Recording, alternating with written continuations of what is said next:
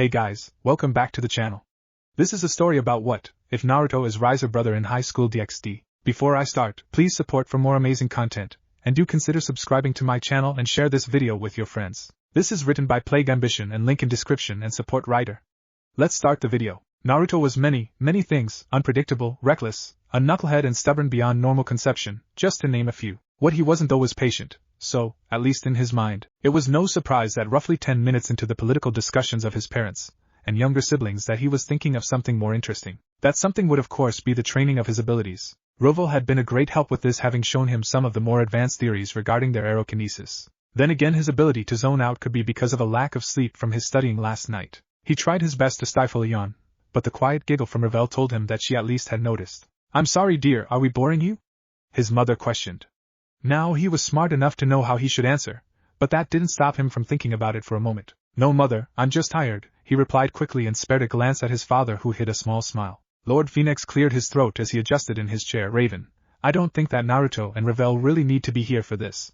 Let them go play." His mother did not seem to take overly fond to the idea as she stared the three of them down for a few moments before letting her shoulders sag. "Fine, but when they misbehave in social events I want you to remember your lackadaisical manner in which you handle their discipline." Naruto waited just long enough for his father to wave them off before he jumped out of his chair, leaving poor Rias to his fate. He could guess what the conversation was about anyway. The Gremry heiress had started to publicly kick up a fuss about being arranged to marry Rias. Now, Naruto loved his younger brother and sister, but even he had to admit that Rias was handling this whole thing very badly. There was a small cough from his side and he turned to see Ravel looking as prim and proper as their mother always does. "I hope you haven't forgotten your promise?" He had. His mind quickly jumped into overdrive trying to think of his previous agreement. He studied her for a moment, letting his recent interactions quickly spring forth. "You wanted help with flying practice, right?" He guessed, remembering a brief conversation about it a few days ago. Going by the small nod of her head, he figured he guessed right. "Well, I do have to meet Seek soon, so if you don't mind going out in public we can do it on the way?" There was a brief look of panic that came across her tiny features before she gave a small cough and righted herself. "There should be no problem with that. As a proud member of the Phoenix line, it is only right that I should grace the civilians with my majestic flying abilities." "Sure, let's see if you can get off the ground today first, huh?" She pouted and let out a small whine. He ruffled her hair and moved them into the yard. He had to admit his family had a good hand when it came to decoration. Then again, most devil families did. The open paths that were lightly adorned with stone features or flowers, just enough to be eye-catching but not enough to assault the senses. He stopped guiding Ravel and took a few steps to stand in front of her, facing the youngest Phoenix sibling, before rolling his shoulders forward and letting the flaming wings push out of his back. Ravel wasted no time in copying his actions, and he was glad that she could. Having to explain it to Rias was enough. "Good stuff, now let's start slow. I'll drag you up and you just gotta keep yourself balanced, okay?" She nodded and he reached for her outstretched hands before lifting them both into the air with strong, solid flaps. He also got the privilege of watching her face scrunch up as she tried to get her wings to keep her stable, which was also an interesting sight. They were flapping like an injured bird, erratically and frenzied in an attempt to get some wind under them. "Hey, take it easy there or you'll wear yourself out. Try to do what I'm doing." Long, slow flaps. His words got Ravel to open her eyes and absorb his form for a few moments before nodding and slowing her attempts at staying in the air. Part of him was jealous at how quickly she picked this all up. It took him weeks to be able to properly control his wings. Maybe Rovo was just a bad teacher, yet he'd go with that. Seek Vera Agars was in a difficult position. She was not a romantic like Rias, so when she was introduced to her husband-to-be she thought little of it. When he found out about her, a collection of miniature appreciations of mechanical engineering and theory crafting, and actually encouraged her, well, she agreed to the proposal. There was no problem for her in putting out a child or two of Phoenix blood if she was able to help both clans while still living her life as she wanted. Then again, it would appear that she got the much better option of the Phoenix siblings. From what Rias had said, Rias was nothing like Naruto. Though she could just be exaggerating, Seek Vera knew she was prone to do so. The difficult position though was that Rias had locked herself in Seek Vera's room and was not letting anyone in, which more than likely included Naruto, who said he had a present for her. Now she could just kick Rias out, but that didn't sit too well with her, not with the red-headed heiress currently crying into her limited edition plush Gundam MK2. Seek Vera could try bribing her with anime or manga. She tapped her chin, and though there had to be something she was hooked on at the moment. There was a knock on the door and she paled. Naruto was here with another member of the Phoenix family, she could tell that much, though she didn't get a chance to respond as Rias quickly spoke up. "We're busy, go away." Seek Vera heard something that sounded like "wait here" before Naruto loudly announced he was coming in. Rias tried some faint kind of protest, saying that they were indecent, but that didn't stop him. His messy blonde head of hair poked in before those deep blue eyes looked over the room. Seek Vera had a faint smile on her face as she spoke. "And what would you have done if we were actually naked? Probably still come in?" He questioned with a shrug. See her pointed look and the horrified one from Rias, he continued, Well, Seeks, you're my fiancé, so we're going to see each other naked whether we want to or not, and if Rias was getting changed I figured you would have locked the door. Fair point. As you can see, my bed is already occupied, so sadly you cannot lament the woes of your studious life on it to me today. She saw him crack a faint smile before holding up a bag. For me? Yeah, it's meant to be some super limited test run or something, and I figured you'd be busy with the announcements, so yeah. He finished lamely and handed the bag over to seem to look at Rias for a few moments, and Seek Vera quirked her brow before he sighed and rubbed the back of his head. Rias, what do you want? The redhead near bit, not a good start. Then again, both of them had a very short temper, so this could be quite explosive. She spared a glance around her room. Nothing was safe. She had best mentally prepare herself. Look, you're causing a bit of a stir. I can speak to my family about laying off of it for a while if that helps you. I don't know. Process it all? Seeks watched as Rias looked up towards her blonde buffoon and gave a faint nod. That'd be nice, thanks. So we're all friends? She pushed, though, watching Rias crank her chin up, and Naruto give a nervous laugh showed her answer. Thanks for stopping by. But I kind of need to, you know? He gave her a nod and placed his hands in his pockets. Yeah, I get it. Oh, I'm going to be heading to Kyoto on some business, so if you want anything special let me know. Seek Vera tilted her head. He sighed and thought about it for a moment before responding, I'm sure I'll think of something. With that he gave another faint laugh and left, closing the door behind him. She heard a muffled conversation between him and Ravel before she felt them leaving. With her attention back she focused back to Rias, who was giving her the most pointed of stares. What? You two seem to get along well. We understand that we each have hobbies that the other cares very little about. He is happy doing his thing and I'm fine doing my own. Rias craned her head to the side. Trade me? No chance. You sure? Very. Seek Vera let out a sigh. You could try to work out a deal with Riser? Rias puffed her cheeks out. I doubt he'll listen. You never know if you don't try? She watched Rias sag a little into the pillow fort she was in the middle of making before Naruto came. Wait, she paused. I thought we weren't allowed into Kyoto? Seek Vera shrugged. Maybe he got permission after the vampire thing in Tokyo? Vampire thing? Some old vampire showed up and turned a handful of people, and the church was about to get called after the town's exorcist nearly died or something. I probably should have paid more attention now that I think about it. Lucky. What? Rias poked her head out from the pillows and looked at her. I said he's lucky. I want to study in Japan. As do I. Then why did you go with him? Seek Vera gave Rias a flat stare. Because I have to look after a bratty childhood friend throwing a temper tantrum. Plus, I'm not too sure I'm ready to go on some long holiday with him just yet.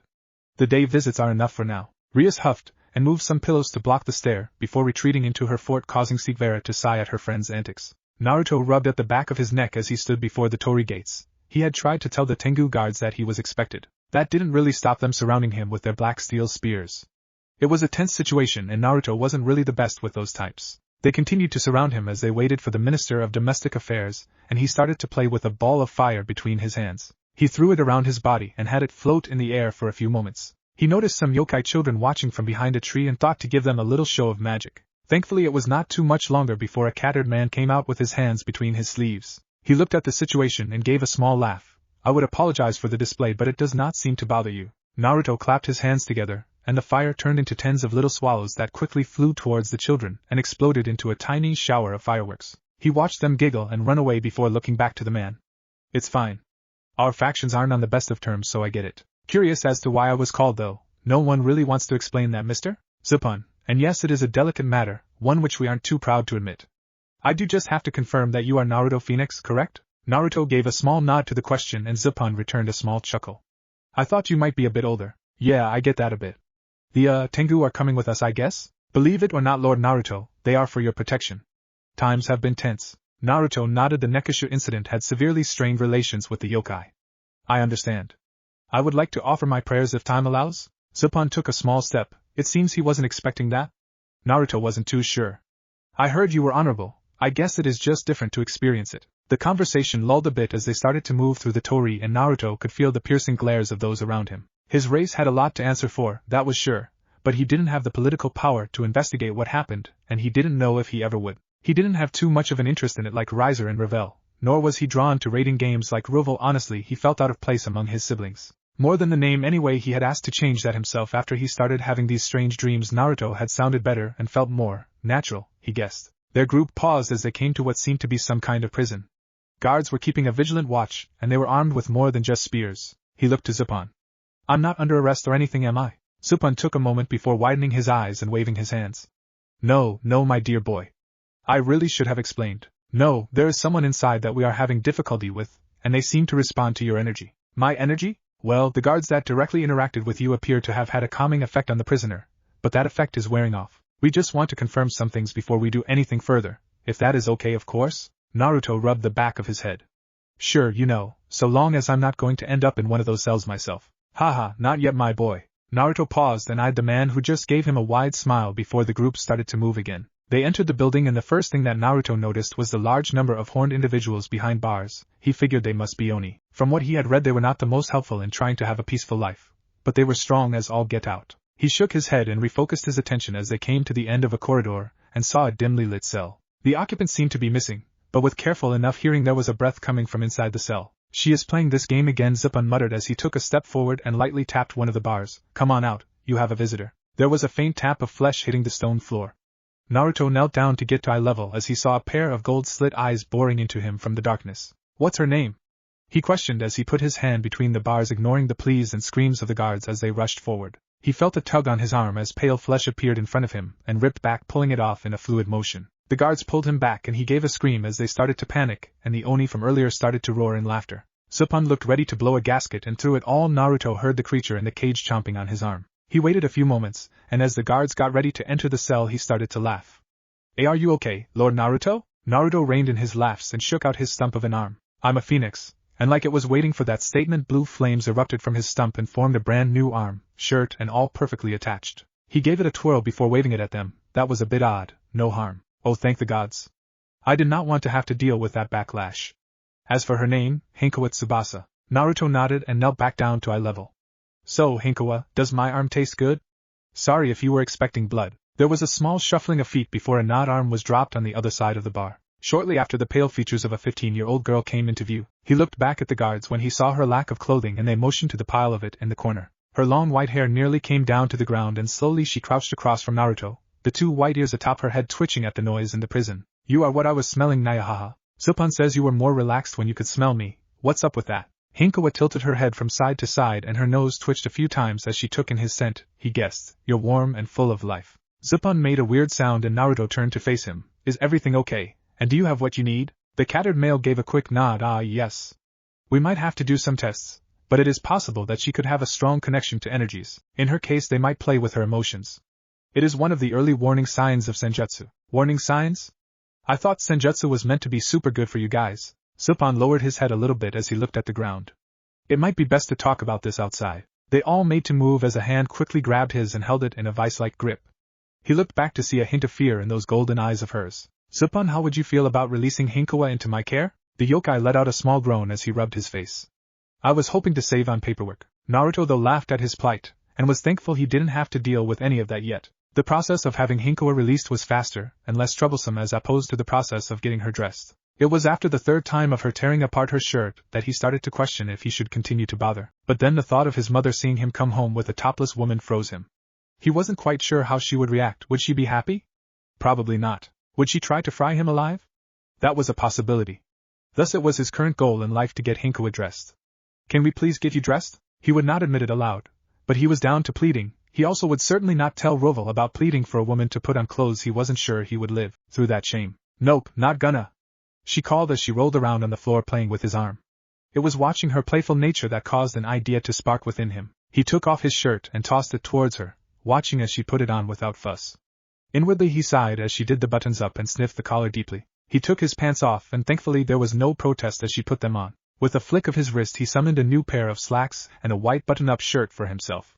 She seemed happy enough, but he could see this becoming a problem quickly. Zupan gave them a curious look when he returned. Look, I don't want to talk about it. Is she good to go? Yes. Just sign here and she'll be in your custody. If you need anything in the future, do not hesitate to call upon us. Naruto signed the papers and a copy was handed to him. He stuffed it away in one of his pockets and looked to Henkoa, who was making confetti out of the previous shirts. She lifted it up and blew it in Zupan's face before laughing and hiding behind Naruto. Part of him was starting to regret this, and he knew it was only going to get worse when they went home. He was going to be hounded, he knew that. Thankfully it seemed like things were done with the yokai, so he gathered up her things watching as she clung to him. Well, I guess this is goodbye for now, Zupan. Let me know if you guys need a hand with anything in the future. I'll try my best. They shared a small bow and then Naruto summoned up his clan's crest to take them home. His arrival was met with the usual fuss of the maids then as when they stopped and peered around him at the growth he was carrying. He saw the thoughts pass through their eyes before they all ran off to find his mother. He had to hand it to her, she had trained the maids well, her own little spy network. He knew he had precious moments of peace. He grabbed Henkoa's hand and quickly led her to his room only to find the entrance barred by his mother. There were a few thoughts that ran through his mind.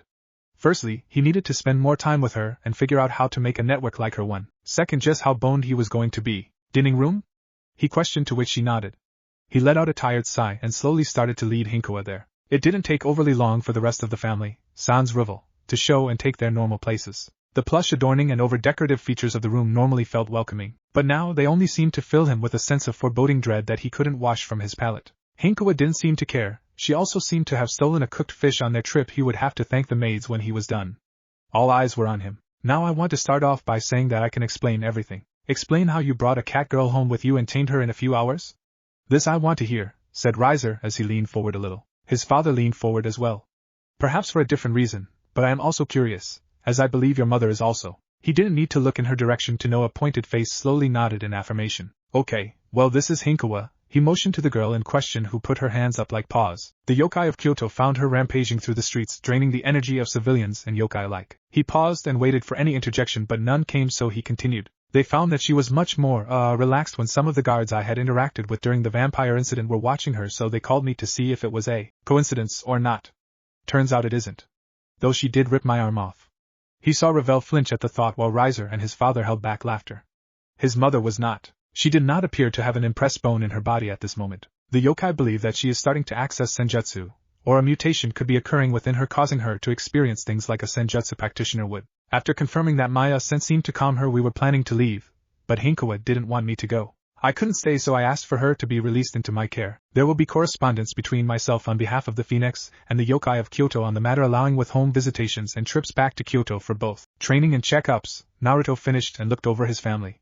Everyone seemed somewhat impressed or interested apart from his mother. He reached into his pocket and produced the paper from earlier. I also had a contract made between the two parties. This is our copy, if you want to check over the details yourself. He placed it on the table, and for the first time since his return he saw his mother smile. Good, always make sure to have it in either writing or blood. Plus this should give our family a semblance of standing with the yokai faction to hopefully help restore some faith after that event. And pray tell, what did Seek Vera say about all this?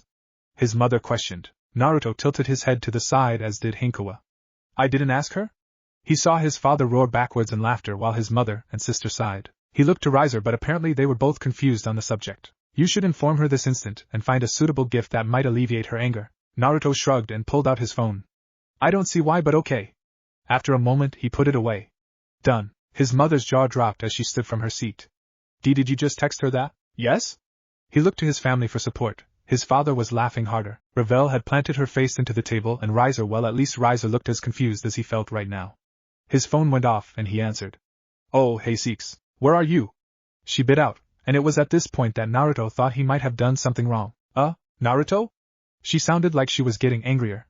Stalling was probably not going to work right now. I am at home. In the dining room, he barely got the last bit out before she hung up. A moment later he heard the maids welcome someone, and when he heard her scream for his direction he hung his head. Rias gave a light cough and moved to stand. I don't think this concerns me, so if you don't meet, but was cut off by a sharp look from their mother. On second thought, this is something I should watch carefully so that I don't repeat Naruto's mistake? He looked to Raven for confirmation, and her silent nod was all he needed. The next moment the doors slammed open and Naruto winced. Seek Vera gave a brief apology to his parents before she stormed into his face. Now Naruto was not a small man. Approaching 18, he was quite tall for his age and he worked out a fair bit. But under the fiery gaze of Seek Vera he felt very, very small. Explain. Now. So he did. Everything he had just told his family, and then some. That didn't appear to be enough though, as she was still glaring daggers at him. I didn't think it would bother you? No, of course I would be fine with you adopting some stray cat girl to take home. Why wouldn't I be perfectly okay with some hypersexualized stereotype living with you? This feels like a trick question. Both of them stopped as Henkoa rested her head on Naruto's shoulder. He could feel the anger coming from Seek Vera at this point. Naruto, who is this hussy? If Naruto had more time he would have seen the reaction of shock, awe and downright hysterics from his family. Hussy? Says the harlot hanging off my husband to be shoulder like a life raft? Naruto was still processing what was happening. How did things go so wrong? What could he have done to prevent this? Well, probably check with Seek Vera beforehand. He knew that now. Husband-to-be? Henkoa tilted her head for a moment. Nope. Before she chomped down hard on his neck and shoulder. Naruto winced a little in shock. He felt her nails dig into his skin. It was clear that no one was moving her now. My mate. Find your own. Raven cleared her throat, and all attention snapped to her, sans Henkoa and Seek Vera, who seemed more than content to glare at each other. As my son appears to have stupefied himself with his own actions, please allow me to clear up any misunderstandings. Henkoa, Naruto has promised to wed Seek Vera in order to join our clans together. It is an agreement that both of them have the intention of following and have signed such. This does not mean that he cannot take another wife, but you can't be his only wife, or mate if you will. Also, why are you biting my son? Marking territory, Henkoa said before slowly releasing her bite. Naruto saw her frown as the wound closed up in front of her eyes. He supposed it was better than the gasps he heard from his family. He was ready, they couldn't do much worse, could they? He was already in Seek Vera's shit books, and he was pretty sure his mother's. His father leaned forward again, all mirthful laughter gone now. Naruto, my boy, are you aware your flames have turned blue? Naruto gave a small shrug. It seemed to happen after Henkoa ripped off my arm. She did what? He may have left that part out of the explanation to Seek Vera. You are in so much trouble when we're done here, Naruto. She gave him a very pointed stare before looking back to his father. Does that mean that he is the Azure? Rovan nodded. I believe so. We had all thought it would be Ruvel, so we didn't really teach the others about it. That appears to have been a mistake. Thinking on it though, it all makes sense.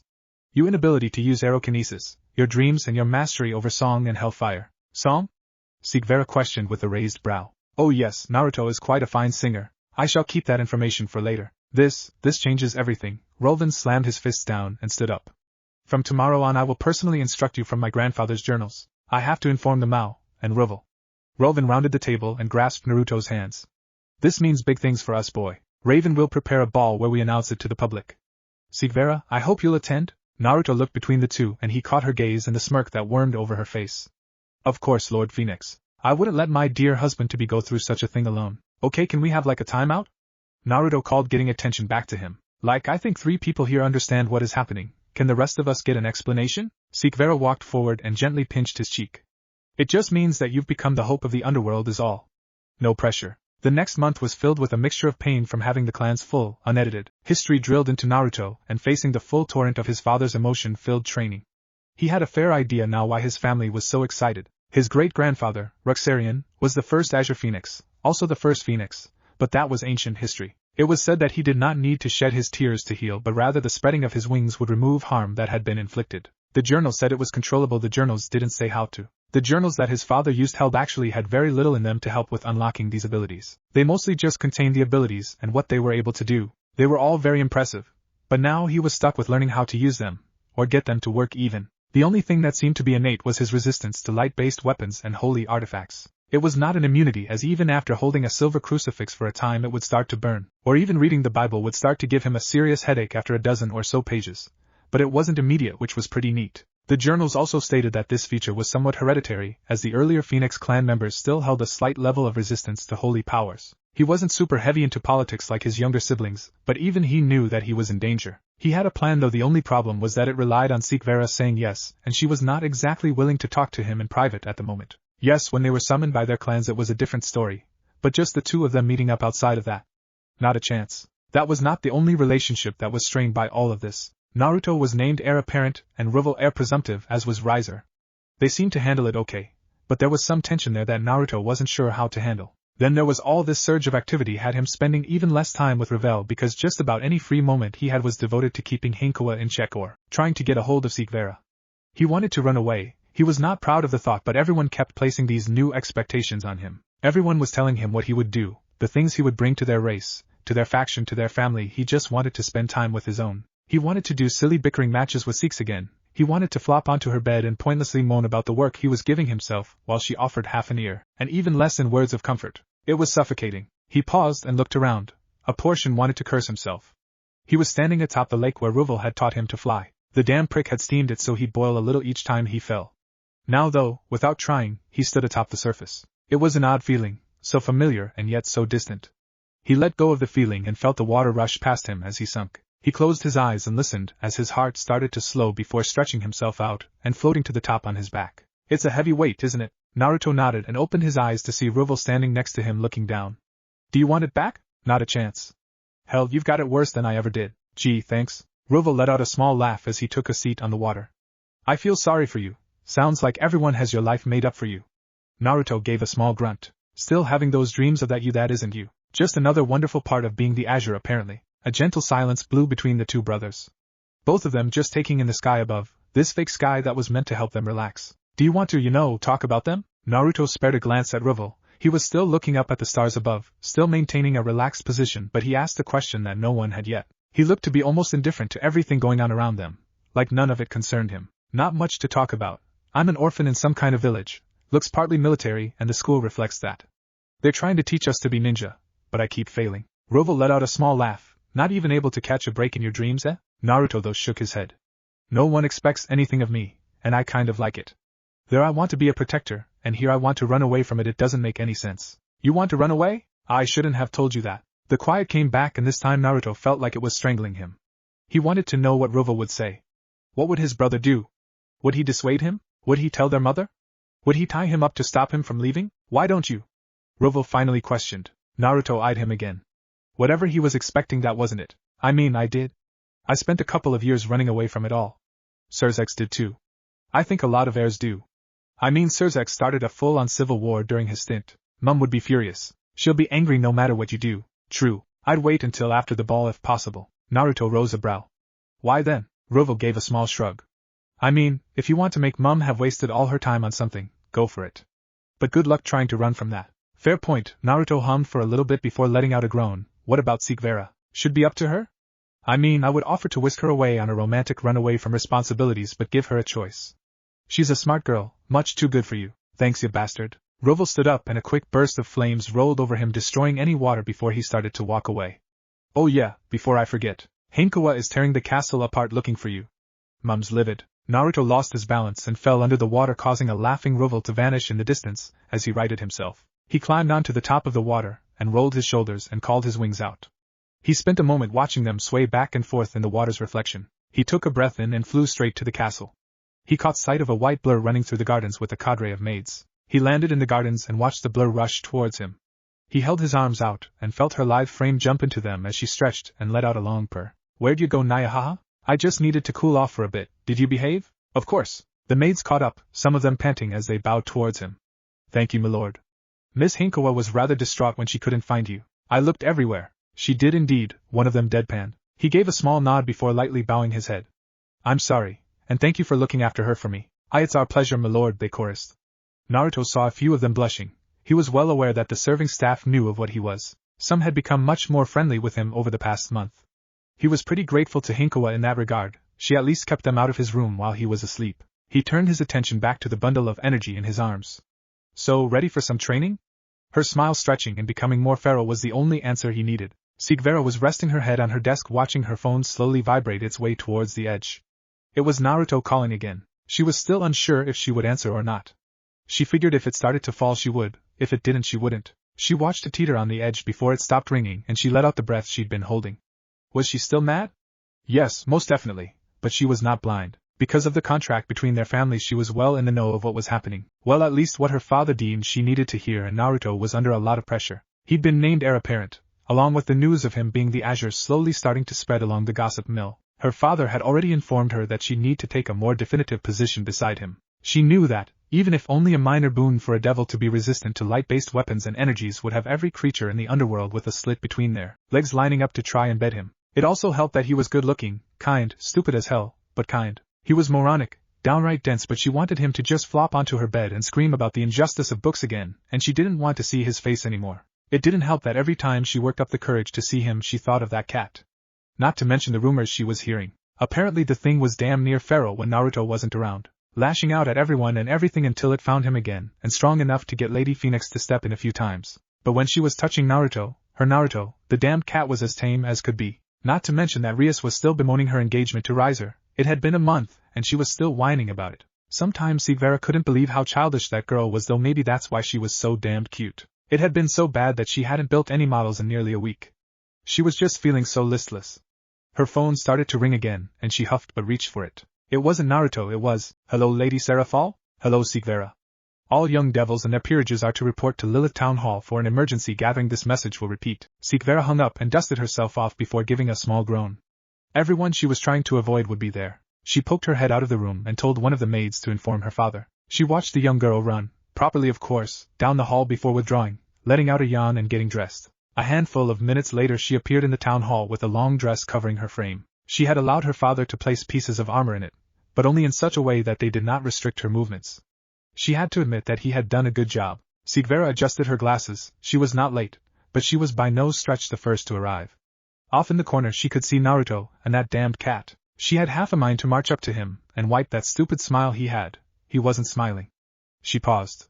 He was always smiling. Even if it was nervous or an awkward situation, she had never seen him not smile. Now that she took the time, yes, he was properly dressed, as her future husband should be, but he looked terrible. Apparently he and Rias had been briefed on the situation. They were talking about formations for chasing someone. Seek Vera was about to head towards them when Sona and Rias grabbed her arms and dragged her away to another corner. They started to question why everyone was called and introduced their queens to her, but she couldn't take her eyes from him. Was he tired?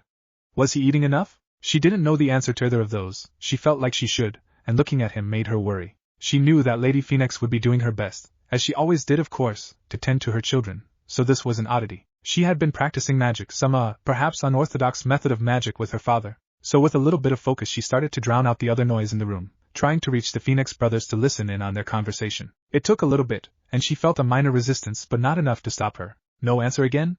Rias questioned, his hands in his pockets and a lazy expression on his face. Naruto gave a small shake of his head.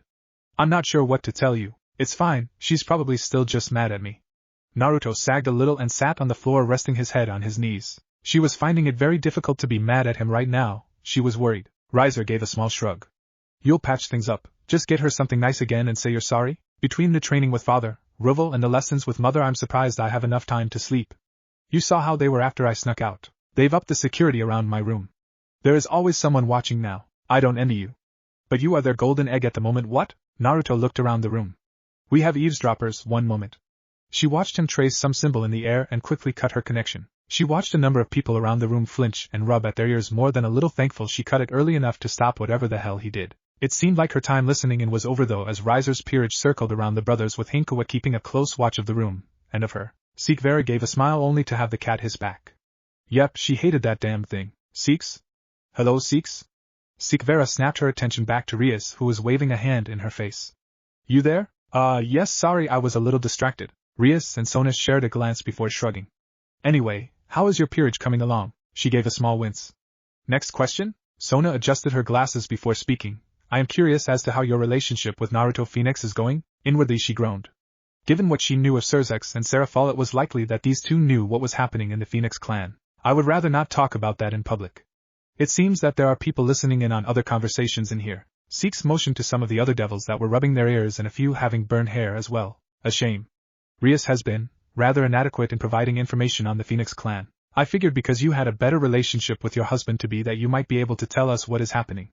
They have been unusually withdrawn this past month, something that my sister has made vocal notes about. I was hoping to be able to get one up on her. Damn it, why was everyone being so pitiful today? She tapped her chin a few times in pretend thought. She could give them something, just a tiny little thing to satisfy them. Lord and Lady Phoenix invited me to a ball. I think they are still settling on a date, but it could be in preparation for that. None of it was a lie, but it was far from all she knew. Still, that seemed to be enough as she watched the glitter that appeared in both of their eyes. Yes, every girl liked to dress up and feel like a princess from time to time. She would even admit to being rather excited about it, at least before tonight. She had wanted to take Naruto's breath away, to steal his gaze from that harlot of a cat and focus on her for an entire night. Now though she didn't know. She didn't know if she would be able to enjoy herself if he continued to look like that. She didn't know if she wanted these things to go ahead, and she didn't know why they were all standing around here waiting. Before she got the chance to perhaps voice some of her frustrations to her friends, there was a cough from the front of the room as Seraphol appeared. In a moment each of you should receive a packet of information regarding your assignment tonight. This assignment is both a test and a matter of security, so we would like for each of you to do your absolute best in resolving the issue at hand. The packets appeared and Seek Vera quickly opened it up and started reading through. Yes. Naruto Phoenix, is it? Do you have a question? Seeks looked over to him. He looked much more composed, an almost serious air around him. Do we have permission to investigate the site of battle? What site of battle? Seek Vera quickly flicked through the packet further. There was a brief mention of it but nowhere near the start. Something wasn't adding up.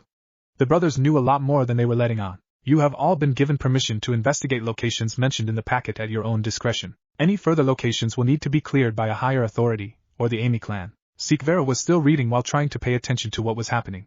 It seemed like a yokai had killed their master. Oh, this was not good. Not good at all. After the Nekishu incident, relations have been really strained. This could send things into a very, very bad spiral. Are we permitted to leave now, if we have gathered all that we can from the packet? Of course. With that the Phoenix brothers and their servants left. Wait, was the cat a servant? She used Naruto's circle, maybe? She tugged on Sona and Rias' arms. We have to leave now. The Phoenix brothers know something. They gave her a curious look but agreed. They formed a circle around each other and gathered their servants close before teleporting to the Amy storehouse, which seemed to be the site of battle that was mentioned. There was that familiar lurch in their stomachs as their surroundings almost flashed to something different. Seek Vera looked and saw a blue light already fading far in the distance. She made to take a step forward only to hear the sound of a weapon slowly being drawn. I'd advise against that, Carlamine. If Seek Vera doesn't put you in the ground, Naruto just might, came the voice of Riser just off to the side, followed by the sound of a blade being sheathed once again. The peerage of Riser walked out into the open with him standing slightly behind them. Are you here to impede us, Riser? Seek Vera spoke evenly and clearly. Both of them were aware that Should would one day be a higher member in the Phoenix clan than him, but the others, they might have guesses but they didn't need for her to spoil any surprise that may come. No, not you three. Anyone else maybe. But you girls were the quickest. Honestly, just relax for a bit. Naruto and Henkoa have it covered, doubt you could catch them anyhow. Seek saw that the girls behind her didn't seem too impressed with his words. She wasn't either, honestly. I can find Naruto. Riser let out a small scoff. You can't even find the time to answer his calls. She stepped forward and grabbed the front of his shirt roughly. Brief attention paid to the girls readying to fight behind her, and his peerage ready to defend. She leaned in close enough to whisper. Is there something you want to say? She saw him go to roughly grab her hands but stop at the last moment. There are a lot of things I want to say. Now I don't know what has your no doubt expensive panties in a knot, but for some stupid reason you seem to be able to fix issues with my brother, and he has a lot right now. She relaxed her grip a little and he pulled his shirt away, fixing it and smoothing it out before roughly coughing into his hand. If you want to chase them, best of luck, cause I stayed behind to not slow them down. He stood aside and opened the path for them. Seek Vera looked back to Rias and Sona. She wasn't sure if they would follow her or not, and she wasn't sure if she wanted them to or not. Taking a breath and she shot out in the direction she saw Naruto heading. Henkoa had been able to pick up the scent of a female nekishu the moment they landed.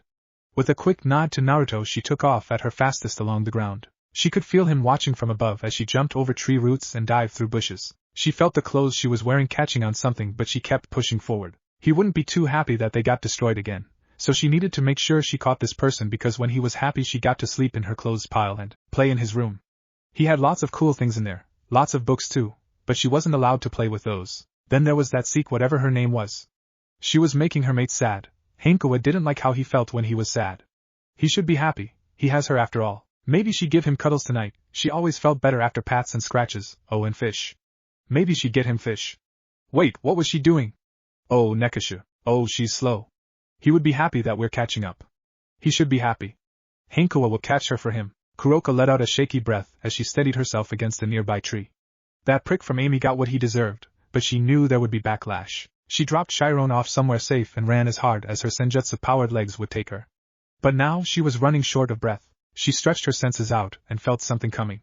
She wasn't sure what it was, but it was a raging storm of emotions. It was fast. It was gaining on her. She started to run again and felt her muscles burn. She couldn't keep it up for long, but if she could pass into no man's land she might get a reprieve. No, it wasn't possible. Whatever was on her tail had picked up its pace. Kuroka broke into a clearing and tried to set up a trap, but it was too late. She could feel it. She looked up and saw a pair of glowing golden eyes piercing through the shadows of the trees. A Nikomata? But as he crept forward on all fours, a teen, maybe her age in lingerie and nothing else, she felt something was wrong. There were no tails. Every fiber in her body screamed for her to run, and she took a step back. The creature took one forward. It was watching her, it was waiting. She turned, sprinting, maybe she could break away. There was a strong thud before nothing, she couldn't hear another impact. Then she felt it. The creature was on her back. She made to rip it off only for lightning to surge through her body. Her strength? It was sucking her senjutsu away. She felt herself growing weaker and weaker as a blue glow appeared overhead. It faded like the pain surging through her. Only the pain kicked back up as this creature's claws sunk into her flesh, and she felt it bite down on the back of her neck. She was done for. They caught her so quickly. They'd kill her. They'd kill Chiron. No, Chiron was safe. She had to be safe. Kuroka Tuju. It was a male voice, not coming from her neck. The one that landed must be the one speaking. You've put me in a very difficult position. Sorry? Do I know you? Ah, hey. The bit on her neck tightened and she winced. You don't. But I am trying to repair the relationship between yokai and devils after the Nekishu incident. This doesn't help. She knew it didn't, but she couldn't just do nothing. I just kill me. There was a pause. Why were they making her wait? Was it torment her? If so, that was cruel. She braced and continued to brace, but it never came. She felt the piercing clamps on her slowly release along with the teeth in her neck. She tastes yucky. Normally Kuroka would refute that, but right now she was just confused. She slowly sat up and looked at the slender girl who was stretching out. Naya, haha, you lost. I'm the better cat. She had a very proud look on her face. It was the blonde that was still watching her that was currently giving her the chills though. He looked gaunt, young but gaunt, his eyes thinking. She'd seen the look before, and it wasn't always good. Henkoa, what did she feel? He spoke. While calm there was a tension in his voice. He guessed the cat-like thing was Henkoa as she perked up at her name. Fear, lots of fear, but she wanted to protect something too. Could this thing read her mind? Yep. Now she is confused and aroused. She was not. Okay, maybe a little, tiny, minuscule amount. I think that's enough, Henkoa. The cat tilted its head to the side and gave a wide smile. Okay, one thing Kuroka was taking away from this situation was that whatever that thing was, it wasn't natural. She can feel it, but at the same time she feels like she can't. She had sensed a lot of things through senjutsu, and that creature was almost like it was senjutsu. Energy given form. She swapped her gaze back to the male. Whatever he was, despite how he looked, he felt full of life, full of warmth. In another situation she might find herself melting from the proximity, but she was too tense. Ready to try and fight if need be. He looked to Henkoa and she nodded. Lots, maybe 10 or 15. He let out a groan and then Kuroka felt it. Fallen angels were approaching them. The man beside her was like a light in the dark. How hadn't she noticed him before? She watched Henkoa move closer towards him, and it explained everything. She blocked his presence entirely. I'll be quick. If you can use senjutsu like your file says, you might be able to sense them already. My name is Naruto Phoenix. I mean you no harm despite the current situation. You're free to go even, but we could use your help. I won't fault you for running, and I would even strongly encourage it if other devils appear. But like I said, I want to rebuild relations with the yokai, and the situation feels wrong. There was an air of sincerity about him and Kuroka nodded. She understood what he meant. He'd try to help, but if other devils showed up he would do what had to be done. She wanted to run. She really wanted to run. She blinked as she felt her energy coming back and her wounds closing up. There was faint little blue motes drifting from Naruto and landing on her skin. Sorry, I'm not very good at it, he said with an uneasy smile. To her though, it washed away her fear. He was risking himself to help her? He had no reason to. She stood up and channeled her energy again. He had given her a lot of it back. She quickly started to mix it with senjutsu. Whether she ran or fought, it would be helpful. Just as she finished she felt the fallen arrive. They were really outnumbered. She could take 2, maybe 3. But with this many she didn't know if she'd even get that. One step forward, she guessed it was their leader? They had black hair that was slicked back and a pair of sharp glasses resting on their nose. That sense of dress, the pompous face, hair and that attitude. Well, ladies and gentlemen, I think we found ourselves a phoenix on a midnight stroll with some cat girls. Look, one is next to naked and the other is covered in dirt. I know you devils are meant to indulge in sin, but please, do try to keep some semblance of cleanliness about you. She watched as Naruto took a step forward, drawing attention to himself. Oh look, another fallen angel that thinks he is special because daddy kicked him out of their little club. Now I know you guys aren't the smartest bunch, that's why you fell, right? But you are aware that you're in devil territory, which breaks the terms of the ceasefire. Really, did he have to goad them? Couldn't he have been nicer about it? There was a chance that they could have gotten out of this without fighting, right? When she saw the spears of light charge up all around them, she knew that chance was over. She really wished she had ran while she had the chance. Wow, a devil with a sharp tongue, how unique. It's fine though. I mean, once you're gone we were never here. I don't see a problem here. There was a pause as the leader looked around. Do it. And the spears flew towards them. She braced herself, closed her eyes and tried to put up a defense, but they were fast. She was dead, they were dead. This sucked. She wouldn't see Chiron again. But it never came. There was no burning. It was warm, yes, but there was no pain. She creaked an eye open to see a dome of blue flames around them. She looked to the blonde. His hand pointed at the ground where a faint trail lay. Henkoa, you have my permission to kill them if you must, all but him. Naruto pointed his hand up at the glasses wearing fallen before giving them both a thumbs up. Kuroka watched her get low to the ground as her smile became feral. The fear was back. It was so back and much worse than before. The dome dropped, and she vanished in a white blur. Naruto spread his wings out, and she was in awe of their brilliant color. He turned to face her and smiled. Remember what I said, and good luck, he said before flying up into the air. The fallen tried to swarm the two, but she was not forgotten as a handful came after her. They were weaker, she was grateful. She dodged the one that lunged at her with a spear and tried to swat his back with a ball of Jujutsu, but another got in her way. She managed to get out of the way, but her clothes got further torn. Much longer, and she'd look like Henkoa. Without wasting another moment she jumped to the side and landed a kick on her third assailant, watching him double over. She twisted, or rather went to, but they grabbed her leg and held it close to their stomach. Her eyes went wide as came back. She made a few seals with her hands before bringing them up to her mouth, and spewed out a cloud of purple mist. They tried to back away, but the one holding her leg wasn't fast enough. It sounded like he got a good breath or two by the coughing. Okay, she was doing good. Damn, this was getting her blood pumping. The mist dissipated and the two remaining ones closed the distance. It seemed they weren't going to come one at a time anymore. She hated it when villains started to learn. Was still doing their thing, but the one behind them was throwing out smaller spears of light to stop her from forming hand signs. She jumped back and back again, using her hands to direct her and bat away the spears that got a little too close. They freaking hurt. There were at least minor burns on the backs of her hands after the third one. On her first jump she found a tree and widened her eyes. Lungi seemed happy as he sped forward with a sharp thrust. She twirled around the tree and heard his spear impale it. She pushed off the ground and slammed her fist into the tree as hard as she could, getting the crack she was looking for as it fell towards the fallen. Kuroka didn't check to see if she hit with the tree and instead rushed through McDouchebag at the back.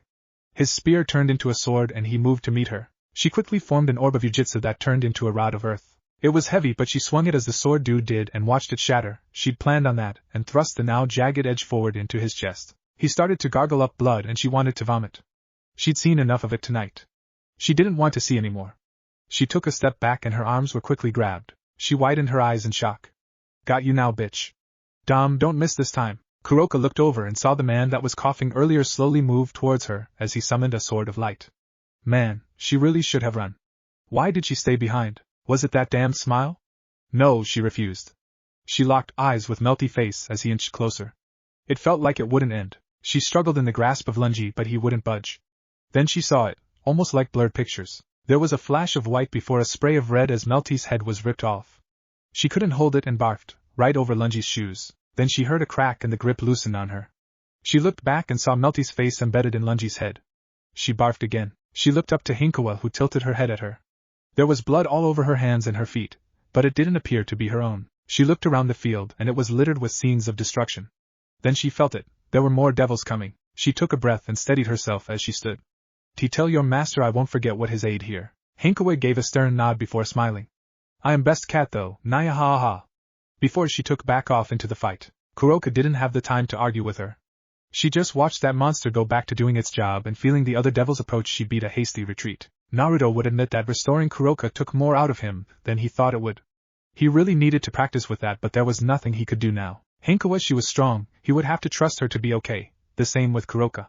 It looked like he drew the short straw here. There were only 3, but each had 2 sets of wings. They weren't the regular small fry he had run into before. Rias was pretty far away, he would need to stall for a bit. Would Rias even feel the fighting happening here? His queen might, but he admittedly hadn't spent much time with her. He might have to change that after tonight, if they lived through it. Well, only one thing to do. He rose himself up to float at the same height as the fallen that had chosen him. With a small breath he stuffed his hands into his pockets, took a step forward and let out a laugh. He saw them tense as he continued to laugh, his flames stirring to life and flicking out like ripples in the water. They dodged and he watched it splash against some nearby trees. He'd really been hoping to maybe catch one of them, but it'd have been an odd enough display in his energy for anyone to want to investigate if they were looking. You plan on laughing us to death, little phoenix? Naruto withdrew his hands from his pockets and looked them over. You would honestly be surprised at how often that works. Maybe I should have waited until you tried to rush me. You guys are faster than the others. He bounced lightly on his feet before doing a quick spin in the air. He tried to aim, well, more like avoid certain areas as he sprayed out tiny orbs of blue fire that shot through the air like bullets. He wasn't sure if he hit anyone, but he had avoided Kuroka and Henkoa. Nope, judging by the burnt body Henkoa is holding up, he hit one. He didn't give those around him a moment to think as he shot forward at Glasses with a blue flame coating his fist. Glasses summoned a sword of light and moved to stab the hand. Naruto saw his eyes go wide as the blade bounced before his fist connected and cleaved out a portion of his stomach. The other 2 quickly moved to pounce, forcing him away before he could get a second hit. Shit, he needed Glasses alive. No, just one of them. So long as he kept one of them alive it was fine. Each of them took a slice at him, and he narrowly dodged between the 2 blades before throwing a kick out at one. They blocked it with their arm and he saw them flinch from the impact.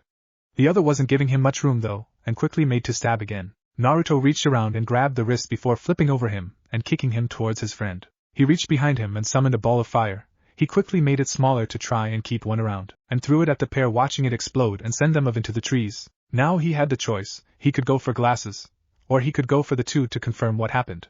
He knew what he needed to do and quickly gave chase. He covered his fists in fire before he dropped to the ground, dodging 2 spears of light that were thrown his way. He jumped forward and met a sword of light mid-swing with his fist, while another tried to pin him from behind. He pulled his energy to his back and let it explode like a more violent way of drawing out his wings. It launched him forward against the fallen in front, pushing his bunch deeper into the sword while the one behind was caught in a surge of blue flames. He punched, blocked, kicked, let out a flame burst and countered. It repeated again and again. He was starting to get tired, they had to be, but he needed to be faster, he needed to be stronger. He wasn't allowed to lose, not anymore. The stalemate of continuous back and forth continued for what felt like hours, and he couldn't tell how much time passed, but then it changed. There was an explosive light-based energy from where he had left glasses. He couldn't feel Henkoa, and was that Seek Vera? She was scared, and then, nothing. Something inside of him stirred. A hot boiling surge of fire as time slowed. He took in the position of the two fallen with him, and took a small step to the side, drawing them closer together before rearing his fist back and launching it forward with a roar. Seek Vera could feel that something was wrong. The air had this nasty sting to it as she approached. There were signs of destruction everywhere in the small clearing. It was littered with bodies. She quickly scanned it before finding a sign of movement, and her heart fell to her stomach. There was a fallen angel with 6 wings standing over Henkoa as he pulled a spear of light from her chest. He looked like he hadn't come out of it for free, but Seeks couldn't move. Yes, she hated the cat, at least she thought she did, but this felt so wrong. She watched Henkoa try to claw him, but he shook her off before delivering a sharp kick to her head. There was a crack. She stopped moving. Seek Vera felt her blood go cold. No, just no. It didn't make sense. Why were the fallen here? Where was Naruto? She looked back, and a part of her was thankful Rias and Sona weren't there, while another part dreaded it. She was alone. The man looked up to her, and she could feel her heart jump to her throat. Another little devil, huh? He twirled the spear in his hand. You're just like fucking cockroaches, he said, and flung it. Seeks quickly rebooted and got control of herself as it approached. She waved her hand and turned back time on it, watching as it started to retrace its steps. She could attempt to blow up his own spear next to him. With the idea set, she continued her spell at the last moment, taking in the body at his feet. She aborted. It blew up early. She clenched her fist tight and bit her lip. Seek Vera knew she had shown her hand too early. She should have made sure it would be a kill. It would have, but she couldn't do that. She's quite dead, he said as he kicked her body a few more times. It got no reaction from Henkoa, but Seeks could feel her fists shaking. She knew the reason she hated Henkoa. It was her freedom. She didn't need to pretend to be something she wasn't. She didn't need to maintain an appearance. She could just do what she wanted without worrying about how it made others look. Yes, she might have hated how clingy she was with Naruto, but she didn't want this. A shame, truly. In a year or two she would have made a nice toy. She hardened her eyes and looked at the fallen. Oh, now that is quite the glare there. With a face like that, I can't wait to see what you're packing under that dress. Seek Vera knew she had to get this man away from her body. That meant getting dirty. She kicked off the ground and flew towards him, quickly changing time on a spear that was coming near and causing it to overshoot her by a large margin. She channeled demonic energy to her hands and lashed out. He stepped back and she pushed forward, trying to keep her strikes fast. She couldn't give him a chance to push her back. She needed him to stay on the defense. He summoned a sword of light, and she changed its time, snuffing it out of existence. In his shock, she threw her hands forward and hit him with a blast of demonic energy before pivoting on her feet. Her wings shot out, and she flew to Henkoa, grabbing the girl and moving her out of the way. Her opponent would have none of that, and was on her heels.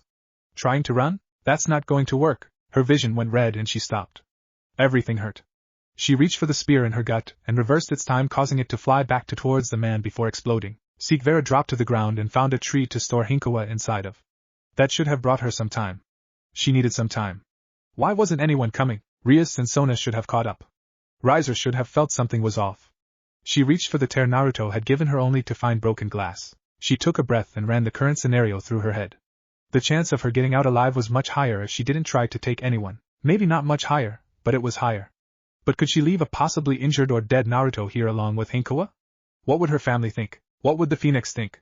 What would she think? It wasn't an option, and she cursed her emotions for that. How did she fight this man? He was faster, and it would appear stronger than her. He was tired, that much was clear, along with his injuries, but her state wasn't much better. She'd been altering time too much, and didn't know how many more she had in her. 2 or 3 to be safe, for if she was lucky. As for her offensive capabilities, well, they were actually rather low compared to Rias and Sona. She would admit that through grit teeth. So that left trying to make him blow himself up, or trying to land a killing blow with her demonic energy-infused fists or blasts. She could try to use the trees to narrow his paths of attack, but that would put her in close proximity to her. It was risky. It increased her chance of death, but it would also increase her chance of actually winning here. Seek Vera knew she was no expert when it came to fighting. No, it might be better to say that more often than not she went out of her way to avoid it. It was because she knew it wasn't her strong suit. Thinking is where she was better, even better than Sona if she could brag a little, but that didn't feel right at the moment. No one would be around to hear her gloat right now. But she had a plan. Her eyes scanned the ground and she found what she needed, a rock the size of her fist. With a small nod she tried to find where the fallen was. He had to be nearby now. That blast wasn't enough to put him down, she could feel it wasn't. He wasn't too far, just standing still. Waiting. Seek Vera gripped the rock a little tighter and started making her way through the trees to meet him. When it cleared somewhat she could see him picking dirt from his nails with a spear of light. Oh, are you ready to play now? She took a breath in and nodded. I'm ready to blow you to pieces. Big talk. That Phoenix boy was the same, haven't seen him in a while now. He was lying. She told herself that again and again as she ran through her plan. With a nod she ran forward. He twirled his spear and she threw the rock. His expression changed a little as he moved his head to the side. Just what she'd hoped. With her magic still covering it, just thrust it forward in time, turning it to dust. She saw him flail and try to remove it from the air, but she wouldn't let him. Flooding her leg with demonic energy she kicked him, pushing him back a little and causing him to spit and cough. Without giving him a chance to recover she reverted the dust back into a rock and grabbed it again, sharpening it with her energy before stabbing it into his gut. With a smile she turned it to dust again and watched some spurt out of the wound. Feeling the high she kicked him again before punching him in the face and pleading with herself. She just needed one more. Just one more. She grabbed where she figured the dust to be with her power and turned it back to stone. She watched him stiffen for a moment as a feeling of hopelessness came over her. It wasn't enough. She couldn't revert it completely. He was hurt, definitely hurt, but still standing. She watched him limp forward as she tried to move her hands, but they wouldn't budge. They were stiff as hell and she could see the overuse of her power kicking in as her fingers started to blacken. Just a little more. She got a twitch. A little more, a little more. She could feel it, just out of her reach. There was still some dust left, she could still fuse it around his organs. She could still turn this around. But it was out of reach. She laughed, though it came out like something between a choked sob and a cough. All those times he'd invited her out to train and she'd rejected it. Those times where he wanted to go on a walk with her. This entire past month. Her family, her friends, she had a lot of regrets. Too many to name fully. Seek Vera could see the fallen clearly now.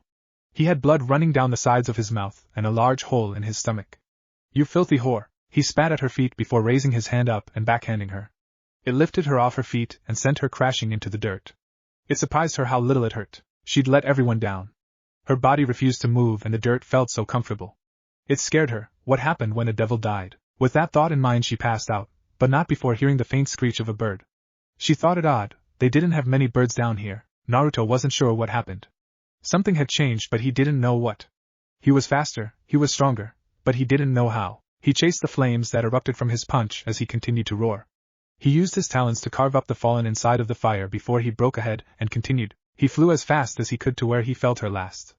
He burst through the trees hearing as the fire roared behind him. He came upon the sight of that glasses-wearing fallen from earlier. He had more wings now, but that didn't matter. What mattered was his hand on Seek Vera's throat. He sent some energy towards her and felt her heart steady. It was still weak, but he didn't know how much he could spare. He flew forward and glasses threw her to the side. Naruto sent her more to keep her stable as he gave chase. Glasses flew into the sky and Naruto would not let him pull away. He opened his mouth and let out another roar, watching a blast of blue-white flames shoot out like a laser. He fired twice more before the fallen turned and charged a massive spear of light and threw it at him. Naruto pulled his wings in and spun, feeling the spear hit them, but it didn't break through. The two forces spun against one another, either willing to give up, neither budging an inch. No. He wasn't allowed to lose. He let out another screech and broke through. He could feel this anger inside boiling over. It felt like it was eating him away. Then he saw the fallen and everything but him vanished. He flew faster than ever and zeroed on him. The man tried to defend against Naruto's talons, but the phoenix was relentless. He cut and stabbed and pecked and let out balls of fire as they flew higher and higher before he ripped one of those pesky arms away. Naruto sunk his talons into the man's shoulders and flew higher, and higher still. There was another, watching, he could feel them. They would hurt Seek Vera, they would hurt Henkoa. He got level with the other scraggly-looking older man. Before opening his mouth wide, the other one tried to block. The one in his talons couldn't as he let out his loudest screech and felt them consumed. His anger slowly started to simmer. All that remained was the one arm in his talon. He looked down, his giant wings keeping him in the air as the forest below was lit a brilliant azure. With slow flaps he started to descend, taking notice of Rias growing closer. A lot of people were getting closer. His family was here. He let out another screech and the fires stopped. Naruto looked, trying to find them. It took a moment, but he heard a cough and quickly chased after it. Seeks had her weight rested against the tree as she was trying to grab something. He dropped behind her and watched her stiffen. He didn't want her to be afraid. She slowly turned and widened her eyes at him. With that the last of his anger faded, and he felt his body twist and crack until he was standing roughly a head taller than her. He felt like shit. He could probably sleep for a week after this. I'm glad you're okay, Seeks. He saw her fidget before nodding. Thanks to you? I couldn't protect her. He looked past and saw the limp arm she was holding. Naruto could feel that anger building again, and he quickly tried to temper it. It was strong, but he needed to think. Raven, go get some tears, quickly! Came the voice of his father. Naruto barely paid him mind until his rough hand landed on his shoulder. You need to put yourself out, my boy. Naruto raised his arm. He noticed he was burning. It didn't hurt, and he couldn't feel it draining him. He took a deep breath in and slowly watched it die down. Henkoa didn't deserve this. He looked to Seek Vera, his voice dry and crackly as he spoke. Is it okay for me to make her my knight? She gave him a look, and they locked eyes for a moment. If you think I'm still angry about that, well, I am, but no, it's fine. He shook his head. No, I decided that I want you to be my queen. They are normally the first piece. He looked to Henkoa. No, that's fine. This is more pressing. I'll leave you to it. Lord Phoenix, don't worry, I won't speak about what happened here. And Naruto, when you're ready to talk, I'm ready to listen now. But I think I need a nap. She might have tried to laugh, but it sounded like a cough. Naruto noticed her moving away, but not too far. He needed to know she was fine at the moment. Riser dropped down behind him and he heard his father move to intercept. Naruto meanwhile traced a symbol in the air and called forth his evil pieces. He opened the case and slowly took out a knight. They were a bright orange in color with a tiny blue flame in their center. He hadn't noticed the flame until recently. He hadn't looked at his pieces in years, not until Henkoa. He didn't think he'd ever have one, or a need for one even. He took a breath to steady himself as he closed the case and sent it back to where it came from. Naruto channeled some of his energy into the knight, watching it glow faintly before he pulled Henkoa out of the tree and rested her on her back. Her wounds were bad, worse than Seek Vera's. He righted her neck and healed the patches that were missing before resting his knight on her chest. He took another deep breath in. He had to find the words. I, Naruto Phoenix, beseech you, Henkoa Tsubasa, cast off the shackles of death and run free once more as my knight. Together we can strive for a better tomorrow. He waited. Time seemed to creep by agonizingly slow. Then, as he was about to try a different piece, he watched the knight slowly lift up before floating down into her chest. A moment later her chest rose as she took her first breath. Naruto rolled back and landed on his ass. He took the minute or so he needed just to catch his breath before slowly standing up and looking over in Seek's direction. He could see her later. He needed to see. His thoughts were cut off as his father placed a hand on his shoulder. Go see her. You'll be distracted otherwise. His voice was soft, almost comforting. We'll take Henkoa home and put her in a place to rest. Also take these, you two could use a pick-me-up. He placed 2 vials into Naruto's hand before slowly closing it. Naruto turned around and saw that his family, minus Revel, were all there. Revel and Riser both had their peerages out. The 2 brothers had an angry look on their faces as they barked out orders before looking back at him and giving faint smiles. He could see his mother talking to other Devil Clan leaders and the Mao. The next few days were going to be hell. He gave his father a small nod and smiled at his brothers before heading over to Seek Vera. He slowed as he saw Lord and Lady Agars floating over her like the doting parents they were while she tried to assure them she was fine. Lord Agars noticed him first and gave a faint smile. My dear, it might be best if we leave the young ones alone for a little while. I am sure they have a lot to talk about. The lady of the house looked like she wanted to protest, but after looking between her daughter and future son-in-law she relented, leaving the 2 teens alone. Naruto managed to pull himself over to the tree she was sitting against and slowly let himself slide down to sit next to her. For you, he offered her one of the vial while he downed the other himself. He no longer felt dead tired, just tired. He watched her wince and slowly rub hers into her stomach. So, that was a hell of a first date. She turned and looked at him with those pink eyes of hers. Excuse me? Well, it's just that it was the first outing we've really had that wasn't organized by our clans. She was quiet and Naruto could see her thinking. I refuse. You refuse? Yes. I refuse to accept that you believe this to be our first date. You will have to do much better before I allow you to consider it a date. Yes, ma'am. He gave her a false salute before they both started to laugh and instantly regretted it as they grabbed their ribs or stomach. I can try to get that for you if you want. She winced but slowly pulled her hands away from her stomach. He noticed that there was a nasty burn mark still sitting there. If it hadn't been healed by the tears, it must have been pretty severe.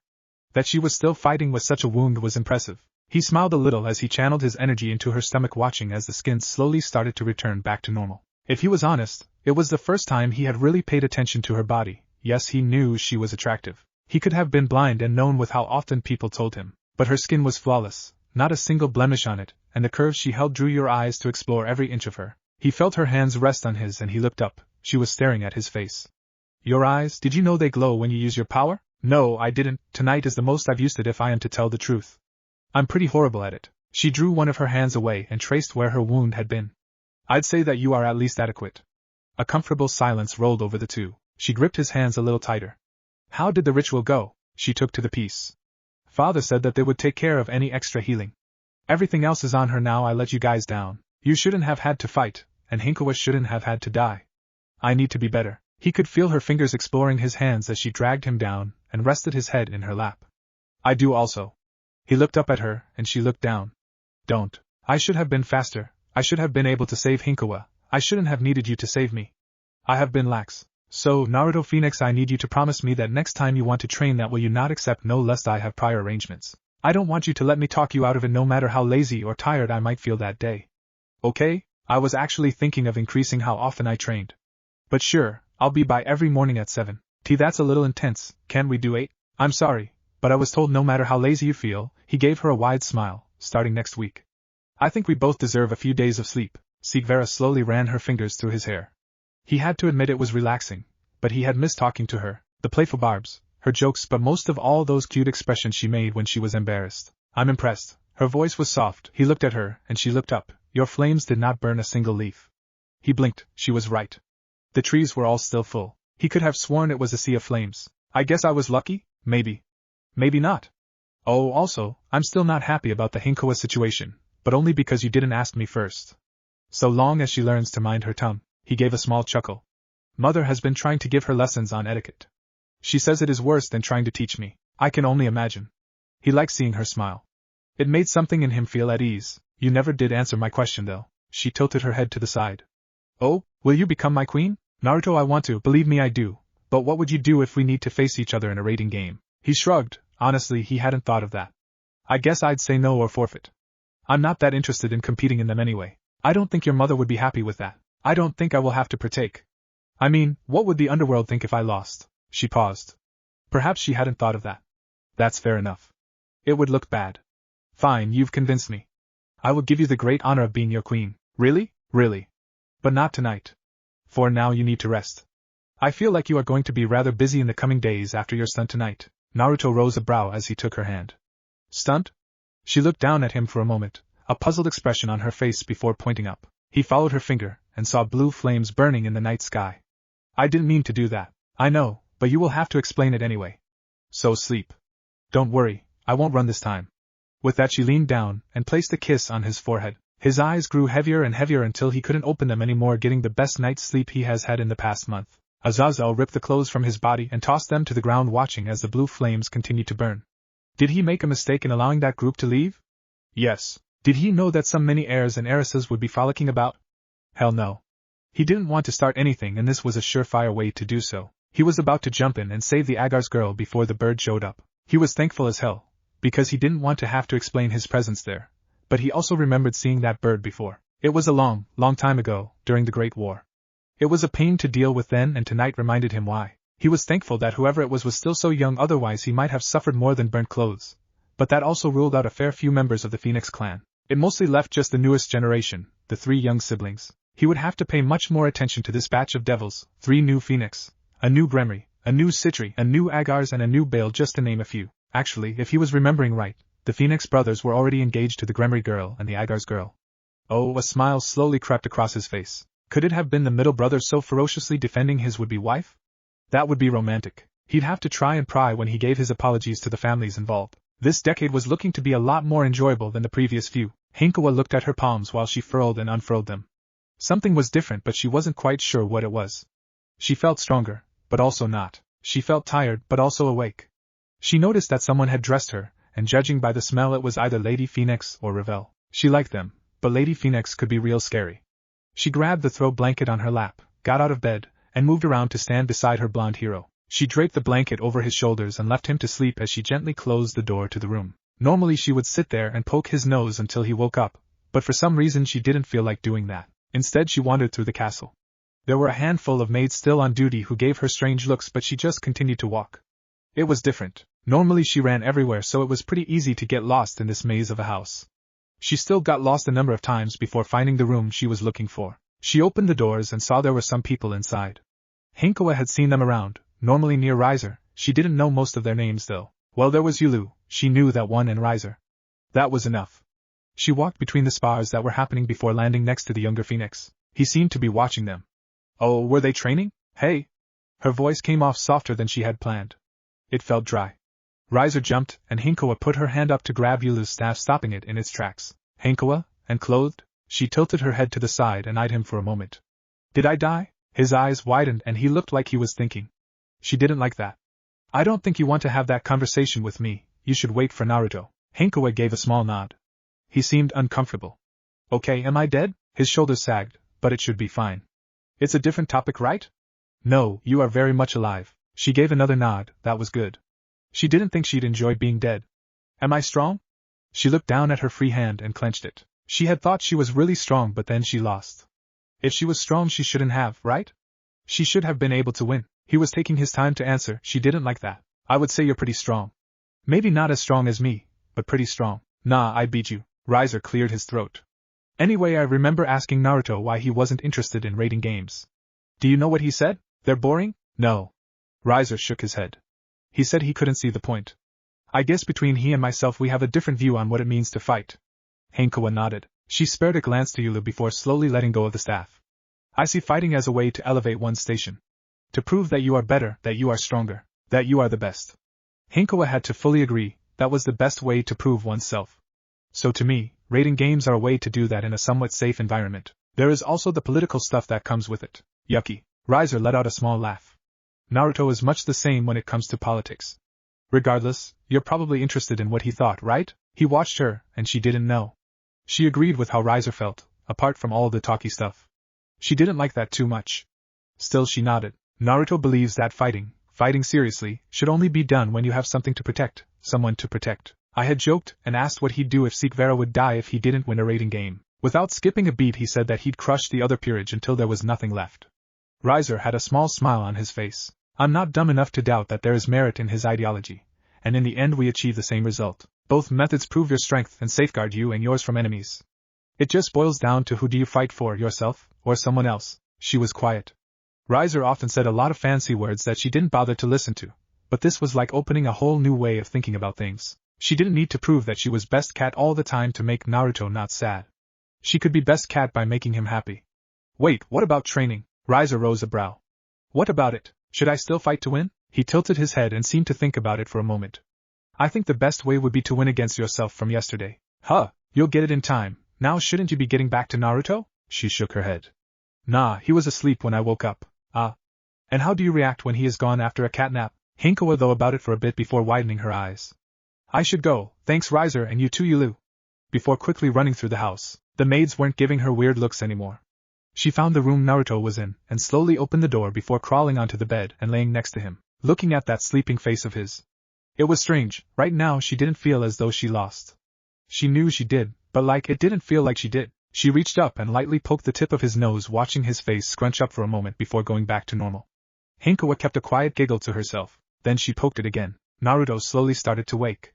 He might have been angry at being disturbed, but the gentle poking of his nose followed by the naya ha ha ha of Henkoa actually did a lot of ease him.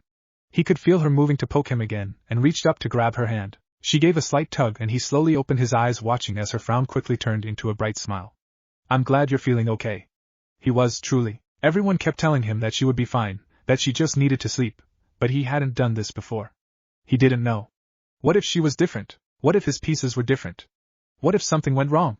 All those thoughts had kept swimming around until he just couldn't keep his eyes open any longer. He let go of her hand and stretched his back out. Henkoa apparently saw this as an opportunity, as she crawled over and rested her head on his chest. He slid his arms around her and pulled her in close. I'm sorry I couldn't protect you. That shouldn't have happened. She squirmed in his grip for a moment before settling herself in his lap. I was slow. I was weak, but Riser told me how to be strong. I'll be fine now. Naruto rose a brow at that. Riser told you? I'm going to fight like you. He wasn't quite sure what Henkoa meant. Regardless, he just enjoyed feeling her alive and well again. He didn't get to enjoy it for too long though, as the door opened and his mother stood there with an unimpressed look. He was about to ask her what was wrong, but she held up a finger to silence him before walking over and turning on the radio. Look alive, sunshine. 109 in the sky, but the pigs won't quit. You're here with me, Dr. Death Defying. I'll be your surgeon, your proctor, your helicopter, pumping out the slaughtermatic sounds to keep you alive, a system failure for the masses, antimatter for the master plan, louder than God's revolver and twice as shiny. I wasn't the only thing shinning over the weekend. I know you all saw it. Those blue lights, that night of good sleep. We all know what this means. Those phoenixes have a lot to talk about, but none of them are willing to. So you know what you gotta. Killjoys, make some noise. She turned it off without hesitation and continued her look at the two. You're not happy, Naruto stated plainly. No, I'm not. Henkoa must have sensed his irritation because she quickly jumped out of his arms and moved behind him. He leaned forward a little. What would you have me do? Let Seek Vera die for what? To keep a secret for a week more? He stopped as she held her hand up. I am not unhappy at you. You did exactly as you should, and I could not be more proud. She gently touched his face and gave a warm smile before withdrawing her hand and moving over to the window, opening the curtains and looking down. I am unhappy at the vultures demanding answers from us. This is a clan matter and frankly none of their concern. He watched her give a painted smile towards the crowds before stepping away from the window. So whose head are you going to be hunting? I presume Seraphal Leviathan. If she were to release information like that, it would be easy enough for her to cover up that not one, but two heirs to pillar clans were attacked while in friendly territory on an assignment from her. You're not planning to do anything hasty, are you? She gave him a faint smile. No, I am not sure it was her. Even if I were, I would not, but I will remember this. I will find a way to use it. In the meantime, you two bathe, we have tailors coming. Also, I feel it is prudent to mention, separate baths Henkoa. She had already started to move towards the door with all the grace that one could imagine. Mum. That one word stopped her in her tracks. She turned back around with a slight tip of her head as if prompting him to continue. I'd like to reduce our lessons on politics and history. I would ask for a reason as to why. Naruto watched her for a moment before folding his hands into themselves. I need to be stronger. This is not a want. What happened showed me that I'm not ready. How are people meant to put their faith in me if I can't even protect those closest to me? You are barely able to keep up with your current training regime. Do you have some plan to magically overcome this? Tears. Absolutely not. She saw him move to speak and quickly took a step forward. There was a strange fire in her eyes. No buts. They are for emergencies only. Naruto stood up and narrowed his eyes. Raiding games are emergencies? That is not what I meant. Then explain what you mean. Raven took a small step back and crossed her arms under her chest. We do not know if there are other side effects of you taking tears. Other side effects? Your dreams. You talk about them more often after taking tears. You have them more often after taking tears, don't you? He did. He couldn't deny that. They are only dreams. Remind me of why you changed your name? He couldn't answer. I don't want to lose you entirely. I am still your child. Are you? They stood there, either one blinking. He saw the tears in her eyes. Where is my boy that liked to run through the gardens? My boy that thought fighting was pointless? Where is my boy that would disrupt dinner to cheer his sister up with fart noises? He clenched his fists. He could feel that fire stirring. Locked behind doors, training, learning, becoming the very thing you are telling me not to after you told me how proud you were. After you told me I was our hope for a better future. Is this that future, Mum? One where you feel the need to scrutinize every choice I make? Tell me, are you still proud of me? He could see her shaking. He wanted to take back what he had said. He didn't. He did. He wasn't sure. He saw her lip quiver as blood slowly fell before flames licked the wound shut. Get out. Naruto blinked. He wasn't expecting that. She normally had a retort for every word he said. But this is what he wanted, wasn't it? He turned his head to Henkoa, who was shaking behind him. Let's go. He didn't look back as he crossed the hall, or even when they entered to welcoming hall. He pushed the doors open and waded through the crowd, dodging every question that came or saying that there would be an announcement later. He'd prove her wrong. He was still her son. Rias was a little miffed. She hadn't given chase when Seek Vera flew off the other night. She should have, because apparently something huge happened. The Phoenix and Agar's clans were very, very tight-lipped, and her brother was trying to figure out just what went down. She of course had her own methods, which is why she was standing outside of the Agar's household waiting to be let in. She could enter under the guise of visiting Seek Vera, and perhaps she would be able to worm something out of the heiress. After a few moments, Lady Agar's opened the doors and looked down on her. Rias could feel those pink eyes searching her for something. What exactly she didn't know. I'm here to see Seek Vera? Lady Agar's eyes narrowed. I am aware. You can come in, but she was busy last that I checked. I have nothing else planned for today. I am fine to wait. Of course you are. What did she mean by that? Either way, she followed the lady of the house through the waiting area. She saw that the servants appeared frantic. Did I come at a bad time? Lady Agars looked at the maids and gave 2 solid claps. Enough gossip, back to work please. She then turned to Rias. No. But you understand how devils are. Gossip has been said to end empires. Rias remembered her mother saying that once. She wasn't quite sure how, but it made sense, especially when it started to get political. They continued forward and moved towards Seek Vera's room before passing it. Rias gave it a curious look but followed Lady Agars into an area she hadn't been before. The lights were dimmer, yet warmer. The structure had become much more reinforced. They came to a large metal door that was socketed with a vast number of jewels. Rias was told to turn around and did as instructed. She heard the grinding of gears before something locked into place, and Lady Agars informed Seek Vera that they had company. There was a small hushed bickering from Seek Vera's side before Rias was told she could come in. She opened her eyes and turned around before taking step into what seemed to be a training ground. It was littered with scorch marks and scuffs that looked to be damaged from recent spells. Seek Vera was in an outfit that Rias had never seen before. It was like a strange leotard mixed with a wrestler outfit. It did look to be pretty unrestrictive. She might have to look at one for herself. She eyed the others in the room, namely that strange cat girl she had heard about. She couldn't recall the name right now, but well, at least it was putting its clothes back on. The final one was Naruto Phoenix. There were a lot of rumors floating around him at the moment, and Rias was quite pleased with the sight she was seeing. He wasn't dressed to train like Seek Vera. Rather, his shirt was tossed to the side and he was in a pair of slacks and nothing else. There was a small cough that got Rias' attention. If you're quite done sizing up my future husband, hello? Rias gave a faint blush. It's good to see you all. Interesting outfit those Seeks. Seek Vera looked down at her attire before walking over and picking up Naruto's shirt and putting it on. She looked at Naruto, who had risen a brow. What, would you rather I catch a cold? Rias watched Naruto put his hand out to the side and summon his family crest before pulling out another shirt and putting it on. It's fine. Good to see you again, Sarisa. I hope you don't mind us using the training room a little? Rias saw that Lady Agars didn't even flinch at first name being used. Rias herself would never dare. Then again, she guessed that maybe it was different because of the situation between Naruto and Seek Vera. She tried to picture calling Lady Phoenix by her first name. It ended in her being roasted most of the time. It is always a pleasure to watch you drag my daughter out of her listlessness, Naruto. He rubbed the back of his head and gave a small chuckle. I do what I can. I am right here. Seek started. You can address me. Lady Agars turned to face her daughter and gave a faint smile. I am glad that your future husband is more active than you are. Now I'll leave you children alone. Lunch will be served in 2 hours if any of you are interested. Without waiting for a reply, she left. Rias waited. She felt out of place here. It was honestly kind of awkward watching as they gave each other quick pointers and what they were doing. She looked around for the cat and nearly jumped back in shock. It had crept up right beside her. Ned, you're Riser's wife, right? Not by my own choice, but yes. Wait, should she be so open with the cat? That might have been a mistake. The cat titled its head a little and looked at her.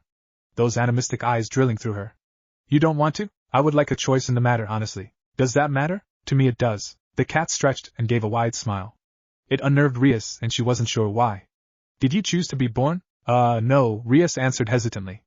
The smile grew wider. Did you choose to be an heiress? No. There are a lot of things we can't choose, aren't there? Nyahaha. Rias narrowed her eyes on the cat. Was she set up? There is a difference. What is it? I don't agree with this choice. In an instant the smile faded and those golden eyes narrowed. You're wrong. Rias wasn't a fan of that. She went to retort only for Naruto to call the cat. It vanished from in front of her, and was by his side before she could see the cat move. Seek Vera appeared to have changed her outlook on the cat, at least from when they last talked about it. Something definitely happened. Rias watched Seeks actually pet the cat, who seemed rather happy at the interaction before Seeks started to come over. Sorry about that. You caught us in the middle of training and we wanted to share our thoughts before we lost them. Rias gave a small wave of her hand. That's understandable. Though it's odd to see you out and training. Did something happen? Seek Vera crossed her arms under her chest and gave Rias a flat look. Really? Rias quickly held her hands up defensively. You can't blame me for trying. You'd do the same. Do you want me to tell her what happened, Naruto? No. The reply was almost instant, and Seeks just gave her a smug look and a shrug. There you go. Just like that, just like that. It felt odd. Everything about this was odd. Seeks would always whine about Naruto to her. Now though there was this trust, no, faith she had in him. Rias looked to Naruto and noticed there was something different about him. Those eyes of his used to be so full of joy. Now they felt critical. There was a faint glow, like a flickering fire. They were enticing, drawing her in. She broke away from his gaze and looked towards Seek Vera. There was still that smug smile on her face. That's not all you came for, is it? It honestly was. She knew for sure that the Phoenix were hiding something that the Agars were well and truly aware of.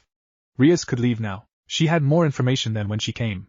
Not much, but she had also played her hand really early and Seeks had called her on it. It would be more difficult now, more so if they stayed together. She might be able to get Seeks to trip up. She had no clue about how Naruto was with his words. She really hadn't spoken too much to any of the Phoenix members. So she only knew from others how well versed they were. No one really spoke about Naruto in a battle of wit, and she could see a few reasons why that might be the case. He could be terrible and wasn't worth mentioning. He could be very, very good, or he could just not partake if one came up. Either way, she would be playing into a possibly dangerous zone, though she could also use Riser as an excuse to try and get him alone.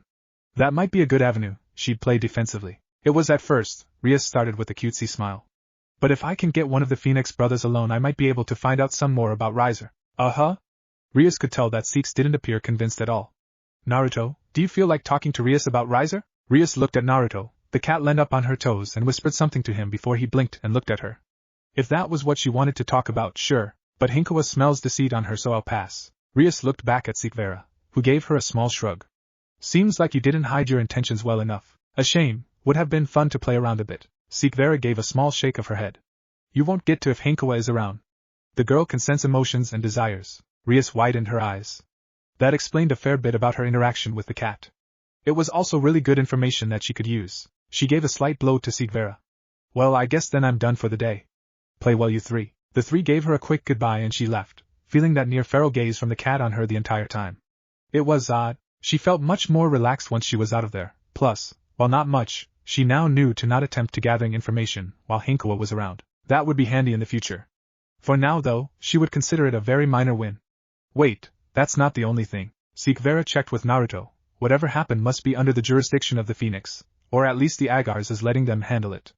That was also something. She frowned. It might be worth her while to visit Riser after all. Though, he was a dangerous one to try to fight with wit. Roval stood at attention, but his eyes were narrowed on the figure in front of him. Falbium Asmodeus. They were in the office of the Mao and for once he was awake, his full attention on Roval as he waited for the answer to his question. Is Naruto Phoenix the Azure? Roval was aware that it was the burning question of the underworld at the moment. Everyone wanted to know if it was true, what the Phoenix had been doing. Why hadn't they seen the brothers in so long? Roval stood up a little straighter and fixed his gaze on Falbium. Are you asking as Mao Asmodeus, or as my commanding officer, sir? Roval, you are a good soldier. The underworld views you as a hero for your deployments behind the Black Gate. The ability of the Phoenix to fight back the corruption is something that is not to be understated. I am asking out of pure respect for your deeds. With due respect, sir. I believe that Mao made a vow to not interfere in the business of the clans so long as they worked for the betterment of the underworld, and to treat all clans, even those they hailed from, with impartial fairness. Son, I am trying to find out for the betterment of the underworld. Sir, 2 days ago no more than 15 fallen angels broke into Devil territory and attacked 2 clan heirs that were on a special request from Mao Leviathan. The heirs were left seriously injured and even after an application of Phoenix Tears they were not without injury. It might be for the betterment of the underworld if such an incident were properly looked into instead of covered up. Do you understand what you are saying, Roval? Roval gave a stern nod. I am saying that instead of the Phoenix and Agar's clan receiving compensation and justice for the damage done to our heirs, we were instead thrust into the public light to obscure what happened to the citizens of the underworld. So, Roval, I am correct in thinking that you are suggesting that either myself or Mao Leviathan have tried to sweep what has happened under the carpet, and are using both the Phoenix clan and Clan Agars as a scapegoat? The air in the room was tense, though it was nothing that Roval was not used to. Compared to dealing with the elders of the Phoenix, this pressure was a slap on the wrist. That is correct. Roval, you are aware that such an accusation could make the Phoenix clan enemies of the Mao, correct? I am well aware, sir. I would also like to use this private discussion to inform you that the Mao may have the sorry task of dealing with fallout that is still yet to come. As of yesterday, Lady and Lord Phoenix entered into discussions with the yokai regarding the trade of Phoenix Tears, as it appears that the underworld and the Mao no longer believe their services are necessary, sir. Roval watched the eyes of Mao of military affairs widen. It would be interesting to see how their military would run without Phoenix Tears. In fact, it would likely cut the strength of it by half. Every soldier that he knew had at least one vial, giving them a near second chance at a mission, a fight. Sir, I believe it might be prudent to correct something you said earlier. Without proper resolvent of this situation regarding the heirs of Phoenix and Agars, the Mao will make an enemy out of the Phoenix, and I am sure the Agars will not be far behind. Not the other way around. We just want the protection and agreements that were spoken about when we helped to win the Mao their seats, sir. You are playing a dangerous game, Roval. Sir. With all due respect, the Phoenix clan is not. What do you think that the Norse faction, or the Hindu faction would offer for the amount of tears we supply the underworld each year? He waited for the thoughts to circulate through Falbium's mind. Then there's raiding games, sir. They have recently started to have a drastic increase in popularity, namely due to the allowance of Phoenix Tears in high-stakes matches. How would you explain to the public that there would be a rewrite of their favorite pastime? There have even been reports of devils using tears to help with sexual reproductivity. A silence formed between the two as they watched one another. Eventually Falbium let his shoulders sag. Roval knew why. There was too much at stake. What does the Phoenix clan want? I will have Lord and Lady Phoenix draft up a contract.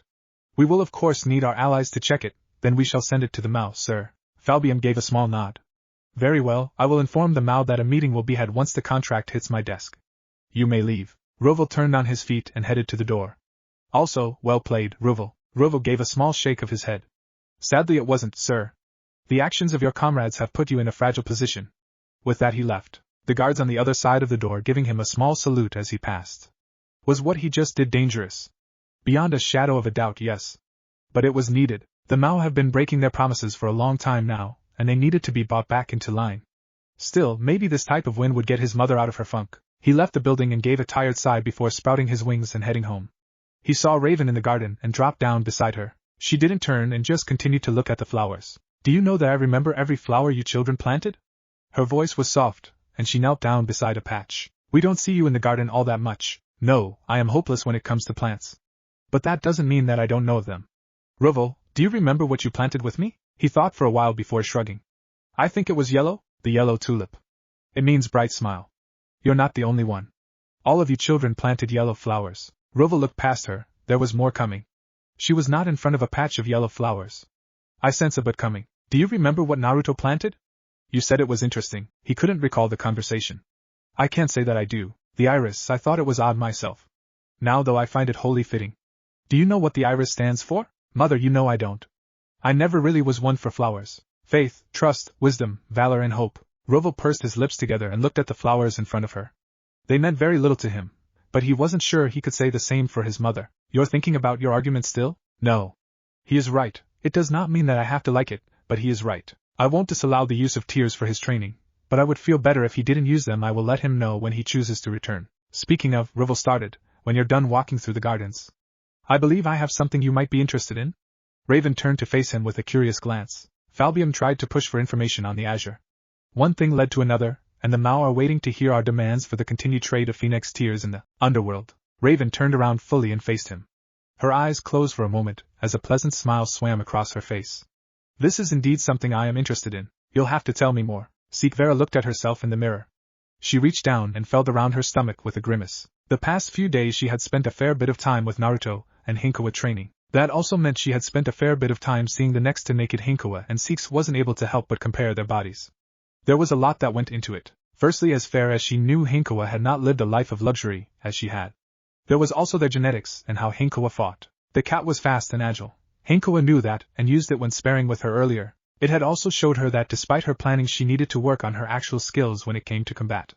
Which she was, but it would take time. It also did not help that there was a big event being hosted at the Phoenix Castle in a few days, and she was feeling fat. Seeks could tell she could probably do with losing a little around her waist and stomach. Not much, just a little.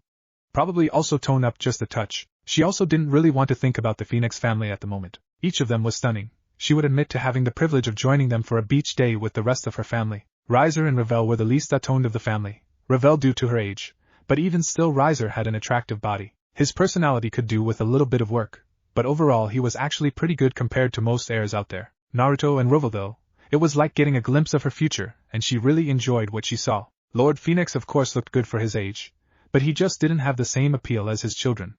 When Seek Vera saw Raven she understood why. Raven was plain unfair. Seek Vera had tried to find a single flaw on the woman but there wasn't. She was perfect in every way. Even her damn ratios were perfect. She didn't even want to think what Ravel would look like in 10 years. That was a scary thought. If she took even closely after her mother then the Phoenix brothers might have their hands full. Raven's perfect genes made her feel poorly about her own body. It didn't help that everyone told Seek Vera how pretty she was. She needed to hear it from Raven, and that was a tough fact for her to swallow. Raven always called her adorable or cute, like a child. She wanted to be a walking wet dream for some horny teen like Lady Phoenix, or fuck even Henkoa. Naya haha. She could hear that cat mocking her even now. Wait. She blinked and saw Henkoa in the reflection of the mirror. There was a wide smile on her face. Dirty thoughts. Seek Vera tried to purge them from her mind as she looked at the cat stretching itself out on her bed. It was difficult. She was still not a fan of Henkoa's clinginess with Naruto, but she had grown to like the cat. Begrudgingly. A lot changed after seeing how hard it worked for everyone else's sake. Henkoa, do you think about your own attractiveness often? The cat tilted its head and pursed its lip before giving a small shrug. Not really.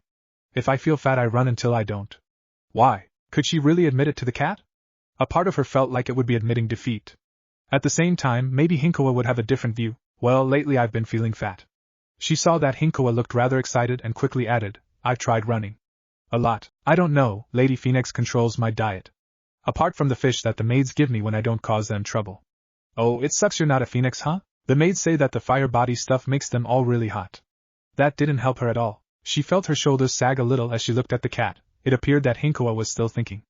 I remember some of them saying I was lucky. Oh yeah, Yulu said that peerage members gain hot bodies as well.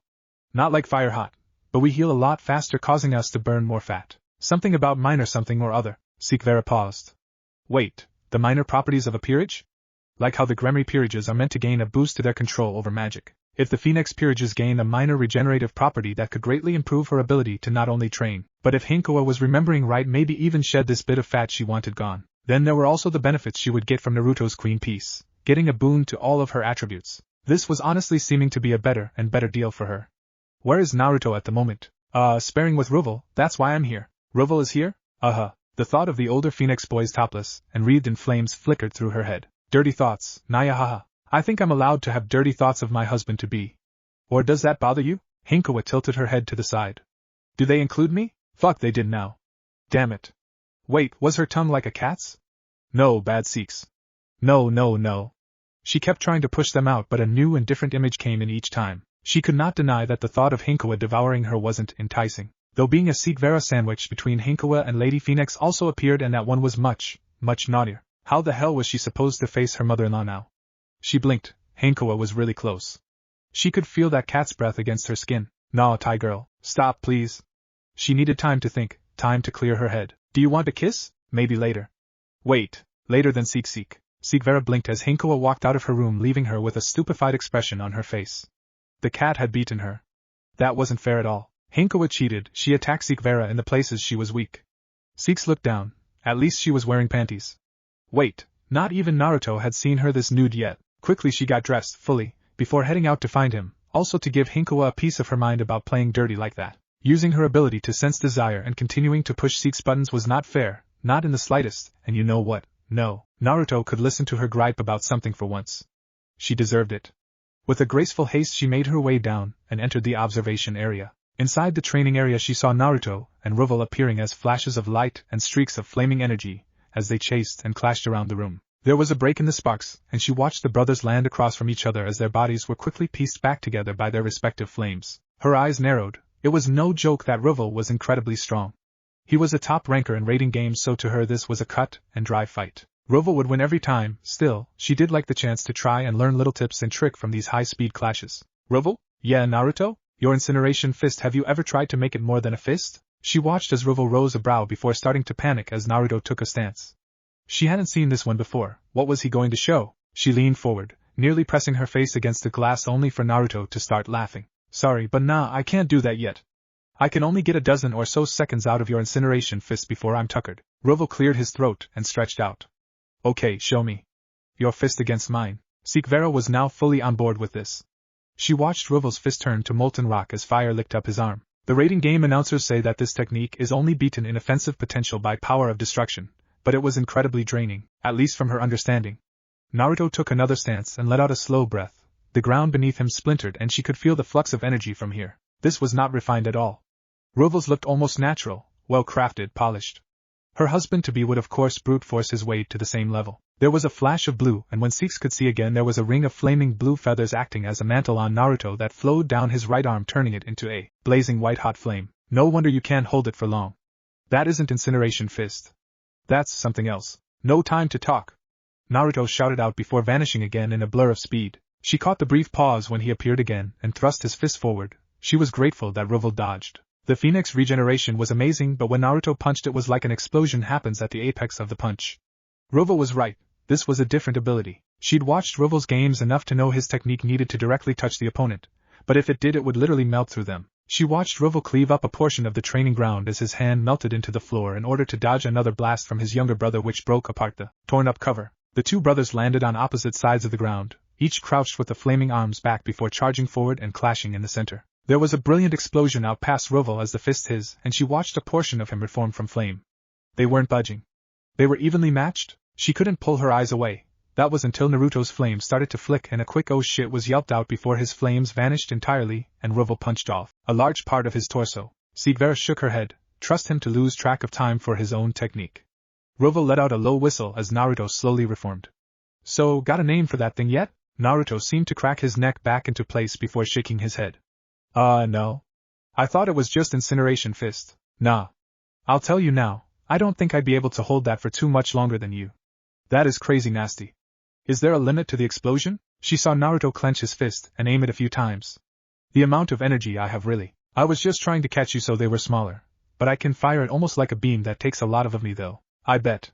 Well, I guess all I can say is congrats, you accidentally made an S-rank technique. In a few years that will really be something to be feared, you know, provided you can get the time up to at least a minute, or work out the defensive issues. Seek Vera started to head down into the training room at this point, while they drew closer and continued their talk. Henkoa was of course close behind. Seek Vera, always a pleasure to see my sister-in-law. The same to you, Rival. I see that you two thoroughly enjoyed destroying my training room. The brothers looked around before rubbing the backs of their heads. We'll pay for it.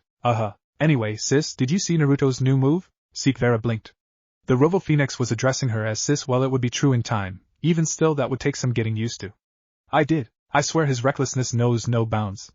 As for the name, well, judging by the way that it explodes and ignites. Why not Combustion Fist? She offered and could see the brothers testing the name a few times. You honor us with your elegance, Lady Seek Vera, Rival offered playfully. Yes, praise me all you want. But if I may have a moment with Naruto, I believe I still owe him something. She feels fat and wants to become your queen, so she isn't. Henkoa did not help. Seek Vera quickly looked to the two brothers. Naruto looked like he didn't know what to do. He could defend her, she would like that. But at least it was better than Rival, who was trying his best not to laugh. That is not the only reason, but I do consider that a large benefit. I mean no offense, but the Phoenix clan is remarkable athletic despite not many of you actually training. She would attempt to play it off a little. None taken, sis. But yeah, maybe we should start advertising that for our peerages. Might make recruitment easier in some cases. Join the Phoenix and become the new you. Or something like that. And people say I need to take things seriously, muttered her husband-to-be. Rivaldo just laughed his comment off. Well, I'll leave you three to do teenage things. Don't do anything that I wouldn't. Oh, also, Naruto, Mom isn't angry anymore, but you might want to talk to her when you come back. Yeah? Tell her I'll be back for dinner. Oh, also Henkoa, can you go back with Rival? I need to talk to Seek Vera for a bit, and you can be pretty distracting at times. Henkoa narrowed her eyes on Seek Vera for a moment before shrugging.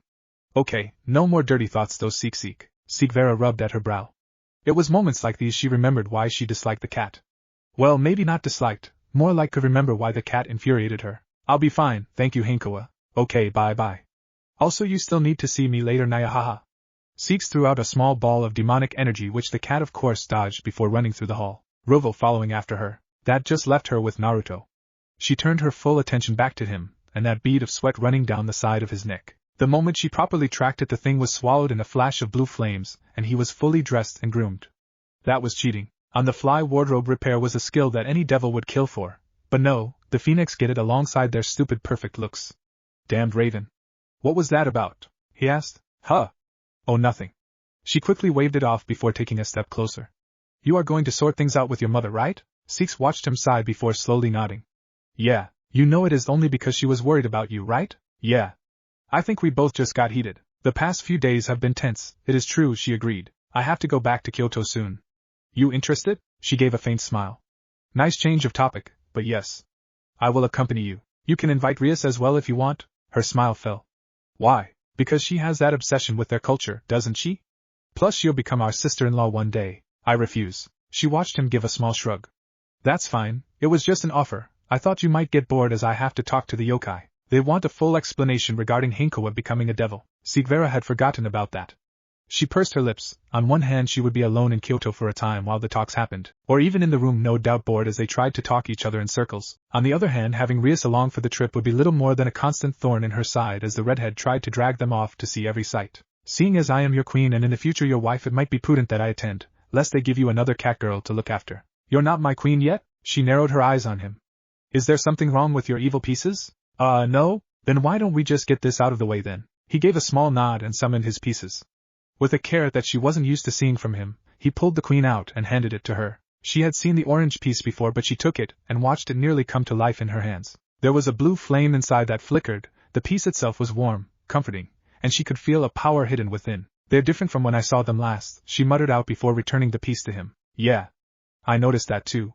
It feels like things are changing so fast at the moment that I can barely keep up anyway. Are you ready? She gave him a stern nod as he unsummoned the other pieces, holding only the queen in his hands. On the name, Naruto Riven Phoenix, I put forth a hand of accord. Do you, Seek Vera Violet Agars, accept the position of queen within my peerage, the responsibilities that come with it, and the assistance that we will provide you? On the name, Seek Vera Violet Agars, I accept the responsibilities and assistance that come with the position offered. The queen responded and started to float from Naruto's hands towards her. It struck her chest with a warmth before lowering itself beneath her skin. It took a few moments for it to settle within her, and then it happened. There was a surge of strength within her, and this warmth that spread through her body. It was like being wrapped in a fuzzy blanket on a winter's night. It made sense now. Henkoa's sudden boost in strength and speed. She barely noticed that Naruto had caught her, and she looked at him. This was him. His power inside of her. You okay? Oh dear, she could feel his concern, his worry coming through the piece. She had to mentally steady herself. If it went both ways she could be in big trouble. Henkoa was enough, but if her feelings started broadcasting to Naruto, she wasn't sure if she would live through the embarrassment. She took a moment to clear her head before reaching up and touching the side of his cheek. I'm fine, it will just take some getting used to. Speaking of which, I plan to do so. Thus you should go patch things up with your mother. Are you sure? Absolutely. I have never felt better, but now I just need to get used to my body again, and I would prefer that you weren't around for that. At least not yet. She saw him nod and gingerly take a step back, allowing her onto her feet again. She could feel the certainty in her own stance. Yeah, this would take some time. Okay, if you insist. I'll see you at the ball then, if not before. I'd say come early, as mother will no doubt want to shower you with prize before we make our entrance. But you probably already knew that. We'll talk more about Kyoto then. Yes. Now go play nice. She shooed him off, to which he gave her the most curious of looks before vanishing in the Phoenix teleportation circle. The moment he left she stripped down. Fuck, the cat was right. The extra weight was all gone. She had expected that, but not instantly. Not to mention she could see some tone on her body. Damn, those Phoenix were good. She paused and slowly brought her hands up to her breasts. Yep, they were a little bigger too. Her butt was a little tighter, everything about her a little better. Seek Vera shook her head. She should have done this years ago, for now though she needed to get some practice in. Surzex looked from the paper to Falbium and back. He did this thrice before letting out a tired sigh. They're up to something. Falbium let his shoulders sag as he looked at the bottles on the shelf. Surzex was of the same mind and grabbed a couple of glasses along with them. As he sat back down, his friend started up. Seraphal stepped on their toes. She went against the oath we swore when we came in, that we would stay out of clan politics and remain impartial. The Azure, most definitely, falls under clan politics.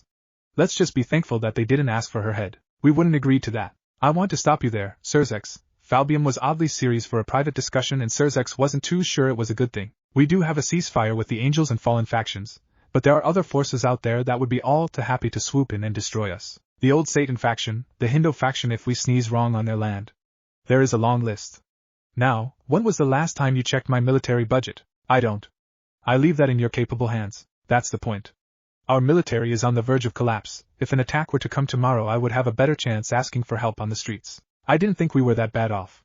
Why didn't you say anything? Falbium took a sip of his drink and stared at Surzex. Because 8 of the 13 clans that signed this stupid document are keeping it afloat. He pointed to the small packet on the table. It really was small, and that is what had him worried. 12 of the remaining 32 pillar families would side with the Phoenix over us. I have no doubt that there is more. These are just the ones that the Phoenix trusted. So we just give them what they want, that's it, no discussion. Surzex, just look at who signed it. Surzex checked. There was the Baal and Agars, and shortly after them was his own family, along with Seraphal's. This wasn't good. The Phoenix were really showing their strength here. He couldn't imagine his father signing this willingly. Then again, with pressure from the elders and his mother's political mind, they must believe that this is the right choice. He could understand what Falbium was saying, but it just didn't sit right with him. I have no problem with promoting them to the rank of Duke. Honestly, they deserved it before this mess.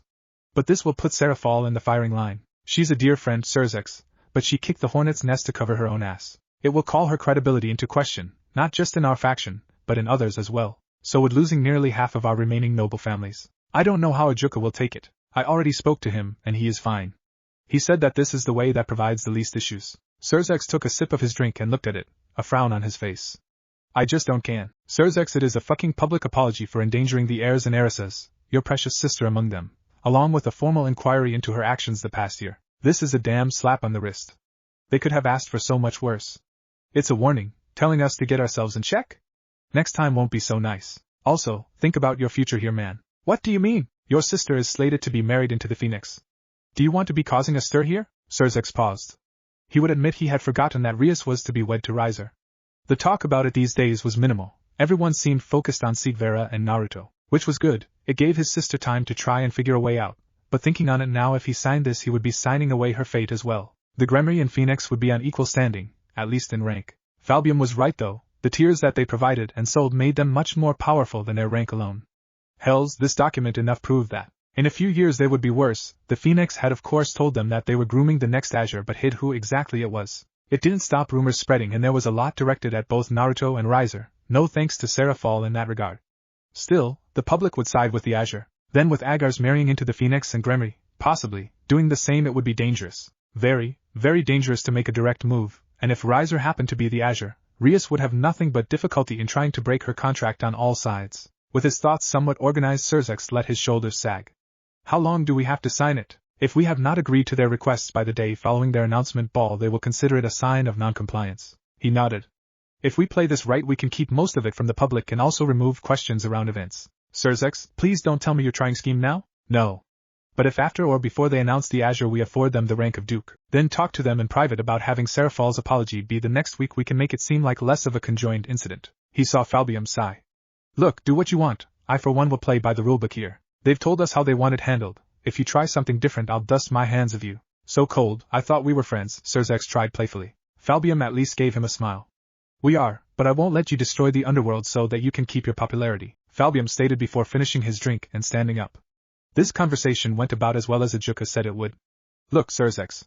If those pillars leave, we're fucked. If they join the old Satan faction or not, the old Satan faction will breeze through us. Where does your loyalty lie? To yourself or the underworld? Maybe think about that for a bit. Surzex watched his friend leave. Really, he needed something stronger to drink, but Falbium was right. The best choice for the underworld itself was to let the Phoenix take control of the situation, but that did not sit right with him. There was something odd about this. He couldn't put his finger on it, but something felt off. There was a flicker of darkness on the other side of his desk before black feathers slowly drifted to the ground. He looked up to see the smug grin of Azazel. This is really not a good time for one of your visits. The old man gave a hearty laugh as he sat down. I heard up to your neck after that little mishap, aren't you? This is your fault, you know. Azazel gave a shrug. I offered to give my condolences along with reimburse the families, but you guys said you had another plan. I would say you chose the wrong option. Surzex let out a sigh. Azazel was right, they had turned him down. And if you were in my position now? Honestly? Surzex nodded, take the deal.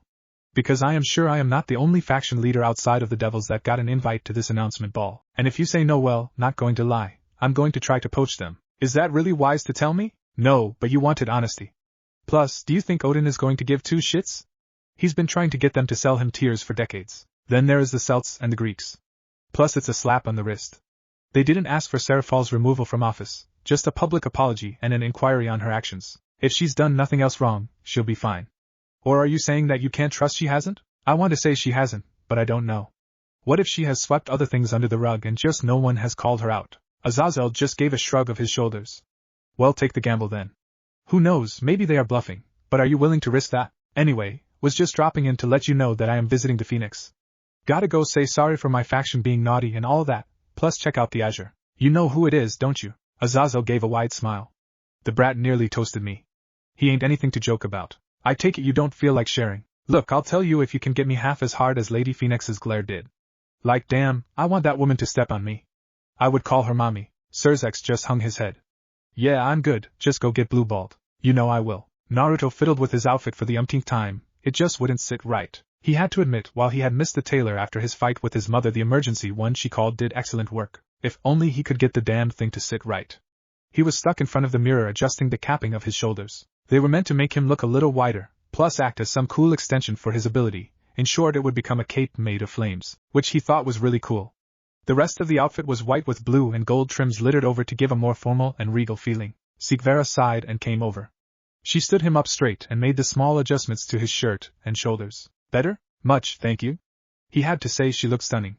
He had been the only one to see her since her helpers had finished getting her ready. He wasn't complaining now that he saw the finished result, but at the time he thought that 12 people helping one get dressed may have been a bit much. He also needed to be in the room for some reason. It wasn't until she was finished that he saw why. Some of them had been tailors designing her dress on the fly to match his. He had to give her kudos on that. He really hadn't thought how much trouble him waiting until last minute would cause her. Still, her dress was white, and when she took his arm their trims of gold and blue flowed into one another to create designs of fluttering birds. It stopped just above her breasts, and hugged them tightly before flowing down to the floor. Apparently it was easy enough to walk in and Naruto would just have to take her word for it. From the back of her dress was a veil of blue silk that had white stitched through it to look like flames as she moved along with the crowning touch of phoenix feathers in her hair to hold it in place. If your eyes are done roaming my body, perhaps you can listen for when we are called? She quietly mused as she touched his cheek. Naruto gently took her hand. Or we could just run away into the night and forget about this. No chance. Your mother would kill me and then you for such a thing. You do look amazing though. I know, and you're welcome. Naruto knew his siblings were in a similar situation. both of them finishing getting dressed and waiting to be called. He heard Ravel get called, and he just hoped Henkoa had kept her dress on as she escorted the girl down. His mother and her had spent hours arguing over what she would wear. Raven wanted something long and flowing and Henkoa wanted something short and easy to move in. They came to a compromise, and it was a simple black and gold dress that came to around her knees in length. There was a pinch at his arm that snapped him back and he saw those pink eyes of Seek starting him down. Do try not to wander, everyone will be watching us tonight. Plus, I want to show you off. It isn't every day that I can get you to actually dress up. Most of my friends see you topless more often than not. That is not my fault. No, I do believe it is. Can't you just use that as another method to show me off? He watched her think about that for a moment, and saw her blink. The blue makeup on her eyelids was something he hadn't noticed before, or the faint dusting of gold dust across her cheeks. I suppose, but I would prefer to keep such views to myself, so that I can savor them in their plenty. He saw her narrow her eyes on him. Are you saying that you don't think of me topless from time to time? This was bait, he knew it. But also knew he could only give one answer. Of course. How could I not? They're better than your imagination. People say I have a pretty active one. Oh, I guess you don't need to feel them then? He paused and she noticed if her giggle was anything to go by. I'm just playing. Let us see how well you behave tonight, He looked her up and down and gulped. Yes, let's. As if on cue he heard them announced, and the doors opened. Seeks leaned into him and whispered, Don't use your cape until I squeeze your arm. He nodded and stepped out with her on his arm. He felt stiff and felt her rub his arm softly. Look forward, but focus on me. You'll be fine, my big brave phoenix. It was helping, but he could still feel the eyes of everyone on him as they slowly rounded his parents and moved to the stairs. They were listing his short accomplishments, his studies, his relationship with Seek Vera along with his peerage members and the joining of the clans. There was a faint squeeze on his arm and he let the fire inside flow to the cape. Then they announced it, him being the Azure. He could hear a pin drop in that moment. It unsettled him. He felt her squeeze again, and he looked to Seeks as she smiled at him. That warm, playful smile as she grabbed something from behind her back, and he watched his cape wrap around her. There was a gasp from the crowd as her entire outfit transformed. Her dress was now made of his flames, the trim shone brightly underneath, and showed birds fluttering through the fire over top a young version of him and her under a tree. The feathers in her hair turned a brilliant orange with a faint blue flame in the center. He knew he was staring. Hell, he was sure everyone was staring. Now scoop me up and carry us to the stage, just below the chandeliers. He was mesmerized by her, and just did as she asked. He looped an arm under her legs and supported her back before flying through the air as she leaned into him. Spread your wings wide, let the people feel your power. He did. He let his energy out as the tiny blue embers fell from his extended wings. The people watching in awe as they crossed the room. He took the stage behind his brothers and their partners who were clapping. Ruvel of course let out a long whistle as they approached. He looked out over as little nets had caught some embers holding them in the air while the chandeliers had taken the color of his flames, basking the room in a dull blue glow. He watched as Seek Vera slowly drew something around her. It was a long white staff with gold wrappings coming to a basket weave at the top where a small blue fire flickered. Bright. Hold it with me, and tap twice. He did as instructed and widened his eyes as every member of the serving staff let out a roar of fire into the air. Everyone had come together on this, and just left him in the dark. For that he was thankful. He wasn't sure he would remember his speech if he had all this to worry about as well. His mother gave a small bow to him and a microphone slowly started to ascend from the stage floor. He looked around at the room. There was a lot of people here, from everywhere. Firstly, I want to thank everyone for coming out tonight to celebrate with us, he started. His voice was a little dry, but he would do his best. He felt Seeks gently rub his arm to remind him she was there. I'm not really one for showmanship myself, but it seems between my future wife and my mother that I won't have a problem with that. There were a few chuckles and a couple whistled. But yes, I am the Azure, sorry Ruvel, I win this time? He gave a nod to Ruvel who just lamented his woes over dramatically. He really did cherish his brothers. And Riser, I hope that you'll continue to balance out my, wild ways as mother would put it. Riser gave him a deep bow. To my darling sister and devoted father, it is your support that allows me to keep going, along with the prodding from Seek Vera. He felt a small pinch in his arm. I know I am meant to be your hope, but I can't do it alone. So I want all of you to join me, help you make this world better than we received it. Other than that, I look forward to seeing and talking to you further tonight. So without further ado, let us begin. He unsummoned the microphone and banners started to roll down from the ceiling showing the clans that were allied to the Phoenix with Agars and the Phoenix being by the stage as the children all took a bow, himself and Seek Vera included. A curtain was slowly drawn around them to allow some privacy as they descended. Seeks, are you okay? It doesn't hurt, does it? He was grabbing her all over and she lightly swatted at him. It's fine, truly. Stop your worrying, it doesn't hurt. I swear. XXXXXXXX. Seek Vera felt her heart racing. Yes, she had planned it out with Lady Phoenix, but she didn't expect it to go just that smoothly, especially with such short notice. As they rounded the curtain to take to the floor, she maintained grip on Naruto's arm with his flame still dancing through her dress. She looked to the others, Henkoa and Ravel rushing off to the dance floor once the band started to play. It was strange, the three brothers so different yet so similar, each with their queen on their arm, each confident in their own ways, each tricksters, each playful. It was like their own secret little club. She thought about Rias for a moment. Would she remove Eubelina from this? How would it work then? That would change how the underworld viewed them, the kings and queens of Phoenix. To be fair, appearance was important. Especially for the nobles. They had to maintain an image of perfection at all times. Changes to it could upset the general public. It was something that bothered her greatly. Because she hadn't tried to stay as fit as the others her age, she was on a strict diet. Things were changing now.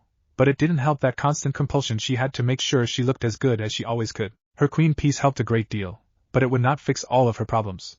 It was not so much a shallow thing, it was a station thing. If she looked weak, it would reflect her house and husband-to-be.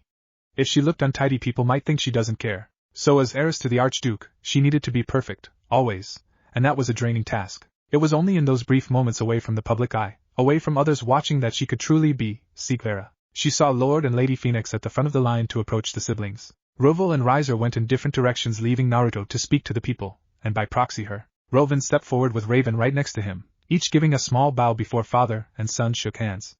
Meanwhile Raven eyed her for a moment. You have truly grown into a beautiful woman. Hopefully your wit is enough to keep my biggest troublemaker out of too much of it. I will try my best, mother. She nearly froze. She'd just been a little too happy about receiving the word she had wanted so desperately from this woman that she blurted it out. Raven though smiled through it, warmly. It was like a whole new side she was seeing to this woman, and it did absolutely nothing to dwarf her beauty. A little early, but I will allow my daughter to show such dedication if she so desires. Thank you. No need to be bashful, my dear. This is as much your day as it is his. Raven motioned her head towards Naruto, who looked up from his conversation with his father. Do behave for Seek Vera now. Yes, mother. Raven gave him a small nod before returning her gaze to Seek Vera. You are truly a jewel tonight, and you wear your responsibilities quite openly and proudly. I have no doubt your parents are proud of you, Seek Vera. Also, well done on the execution. No, that praise goes to you and yours. To get such a thing ready in such short notice, you are too kind. Now I believe that you two will be quite busy. Do you plan to stay the night, or will you be returning home? Seek Vera put a finger to her lip in mock thought. I believe that depends on the actions of our Azure here. Very well, there are plenty of others that want your attention, so we must unfortunately cut this shorter than I would like. Rovan, we need to pester our other children. Rovan stepped back from his talk with Naruto and looked towards her with a warm smile. You are truly a sight to behold tonight, Seek Vera. My son is a lucky man. She looked to Naruto and squeezed his arm lightly. It was comforting, a way to remind her that he was there. I think we are both lucky, Lord Phoenix. The Phoenix leaders left, and Seek saw that long line that had formed behind them. They were going to be in for a long night. Thankfully most of them were just platitudes and assurances of working together with both the Phoenix and the Agars. Seek Vera was a little put out that her parents hadn't seen them, but also thankful. She just wanted to get through everyone as quickly as possible. It did look like they were getting to the end of the clan heads as Lord and Lady Gremory approached. Seeks, are you okay? She turned her face to Naruto and felt the world spin a little. I'm just lightheaded. I may not have quite thought out how hot this outfit would be after a while. He gave her a small nod and looked down the rest of the line. I'm sorry everyone, but we will be taking a small break after Lord and Lady Gremory to do a wardrobe change. As much as I might not like to admit it, this cape is not good for dancing with you all. She heard some disappointment, but for the most part people seemed to understand. They had been on fire in the same spot for nearly an hour doing meet and greets with small discussions to open up broader trade agreements and political alliances. It was tiring for herself, and she figured that Naruto would be bored out of his mind, but he still seemed as switched on as when they started. She felt a flash of fire over her as the sweat that had started to pool in pockets of her dress quickly vanished before her energy started to come back to her. She spared Naruto a glance and saw him give her a small wink. Honestly, she didn't need his help, but she was grateful for it. They turned to Lord and Lady Gremory and gave them a smile, causing them to approach. Lord Gremory was the first to speak up. Lucky us, huh? There is no luck involved. The Phoenix never forget their friends. Lord and Lady, Naruto replied quickly and gave them a small bow. Seek Vera was not far behind him. The Agars share the sentiment. We take great pride in remembering how we got to where we are. Such well-spoken children. Mayhaps we should have Rias spend more time with you in order to broaden her manners? Lady Gremory spoke. Seek Vera didn't like where this was going. Lord Gremory rubbed his beard before giving a nod. It would do her well. Speaking of, she has been pestering me lately about the marriage contract. She really did not like where this was going. Is there something wrong with the contract in place? Naruto questioned. Seek Vera watched the Lord and Lady carefully. It was rather bold of them to try and corner him like this. She brought up an excellent point. Would it not be better for the underworld if a Gremory, with the power of destruction, were to carry the child of the Azure? The chance of those two powers mixing along with our control over magic could make for a very bright future. Lord Gremory was good. He was attacking at the very point that Naruto brought up in his speech. Seek Vera kept her smile in place, but she felt tense. When Naruto gently put his hand atop hers, she relaxed and felt her hand slowly relax the death-like grip she had on his arm. She would apologize later, maybe. I can see your point, Lord Gremory, Naruto started, and she felt her heart freeze. Though sadly I have no answer to give you here, as I am not involved in that contract. If you want to bring this matter to my parents, I am sure that they will be able to give you a proper discussion after talking it over with the Agar's clan, so that we can all find a place where we feel happy about moving forward together. The two Gremory seemed to think it over and shared a look with one another. We may have to do so in the future. For now, though, do enjoy your night, and we look forward to the change you will bring. Lord Gremory gave a small bow. His wife followed after him while speaking, until we see each other again. Seeks waited until they vanished into the crowds before looking to Naruto. She was impressed. He was impressed at all. He quickly and politely shut them down while affirming that it was not such a simple matter as him saying yes. She supposed that she could give him a small treat as she leaned in against him. He held her a little tighter. This way Mum will ask your opinion on it. I figured that was better than them trying to cut you out. You are learning. Now, can we please get changed? Yes, as soon as I remember how to move my legs. I think I'm stuck. You're not the only one. XXX. Henkoa needed to get outside. She asked Ravel to come with her, which she was thankful for. She was tasked with protecting Ravel tonight. That was clear. I mean, it made sense. With her ability to tell what people were thinking, it would be real helpful. But she needed a break. There were so many feelings and emotions in that room that it was starting to get to her. It was like everyone was yelling constantly. As she stepped outside with Ravel and the doors closed behind her, she tightened her grip on the young heiress and narrowed her eyes. There was someone else here. She quickly looked around to see that dirty old man that was talking with Naruto yesterday. There was nothing but dirty thoughts about every woman that walked past him. She was just glad that Ravel was not involved. Henkoa watched as he slowly rose his hands. I don't mean any harm, just came out here to escape the looks inside. He was already seated and out of view from the main hall. It lined up, but it still didn't sit right with her. She didn't trust this man. Henkoa looked to Ravel. Go to Lady Phoenix and stay with her. Quickly now. She would have to praise the girl at a later date. She just nodded and ran off without question. Henkoa watched her enter and cross the hall. Once she was standing by Raven, Henkoa could let out a breath. Trust me, I don't want to get on the wrong side of the Phoenix. The thing is, I don't trust you. She saw him shrug. Must have good instincts then. Normally my charm gets people to let their guard down. You're a creepy old man that wants Lady Phoenix to step on him. Oh? A mind reader perhaps. That would explain why you're guarding the young heiress. A smart move. Would rather be with Naruto, she muttered out and leaned against the railing. She understood that tonight was meant to be all showy and stuff, but she just wanted to cuddle with him. Was that wrong? She'd let Seek join in too, but this was too much. Her head hurt. I'm sure most of the young ladies in that room and even some of the older ones would want to trade places with little Miss Agars. Henkoa knew this man from somewhere. She had sensed him before. She thought that when he met with Naruto, but now that she was with him for a while, yes, she remembered feeling him. I've met you before. She felt him tighten his defenses. I was here yesterday. No, before that. You're a fallen, aren't you? Guilty as charged, I'm afraid. Don't worry, I didn't attack you guys. I was there to punish those that did, but you all cleaned them up pretty well. That's what I was talking to the young lord about yesterday. Thank you then. What for? Without you I wouldn't be his knight. It felt a little weird, but she did feel grateful for it. He felt uncomfortable. Well, you're welcome, I guess. So what did you and Naruto talk about? Surprise and defense? Oh, not much. Mostly the usual I'm sorry it won't happen again shtick. Deceit. You're hiding something. Really? I thought I did that pretty well. Didn't even let it show outside. You don't need to, she answered tiredly. Sometimes this ability was a real pain. She saw so many things and felt so many others that she didn't want to. He let out a small hum. Well, how about this? You tell me how your ability works, and I'll tell you what we talked about. Oh, a trade? Lady Phoenix says she shouldn't give anything for free, so this would be good, right? She would be getting something in return for giving something. She'd be happy with that, right? I just hear things like deceit, arousal, surprise, honest, protect. But if I focus it I can see what they're thinking about. Oh? Surprise, curious.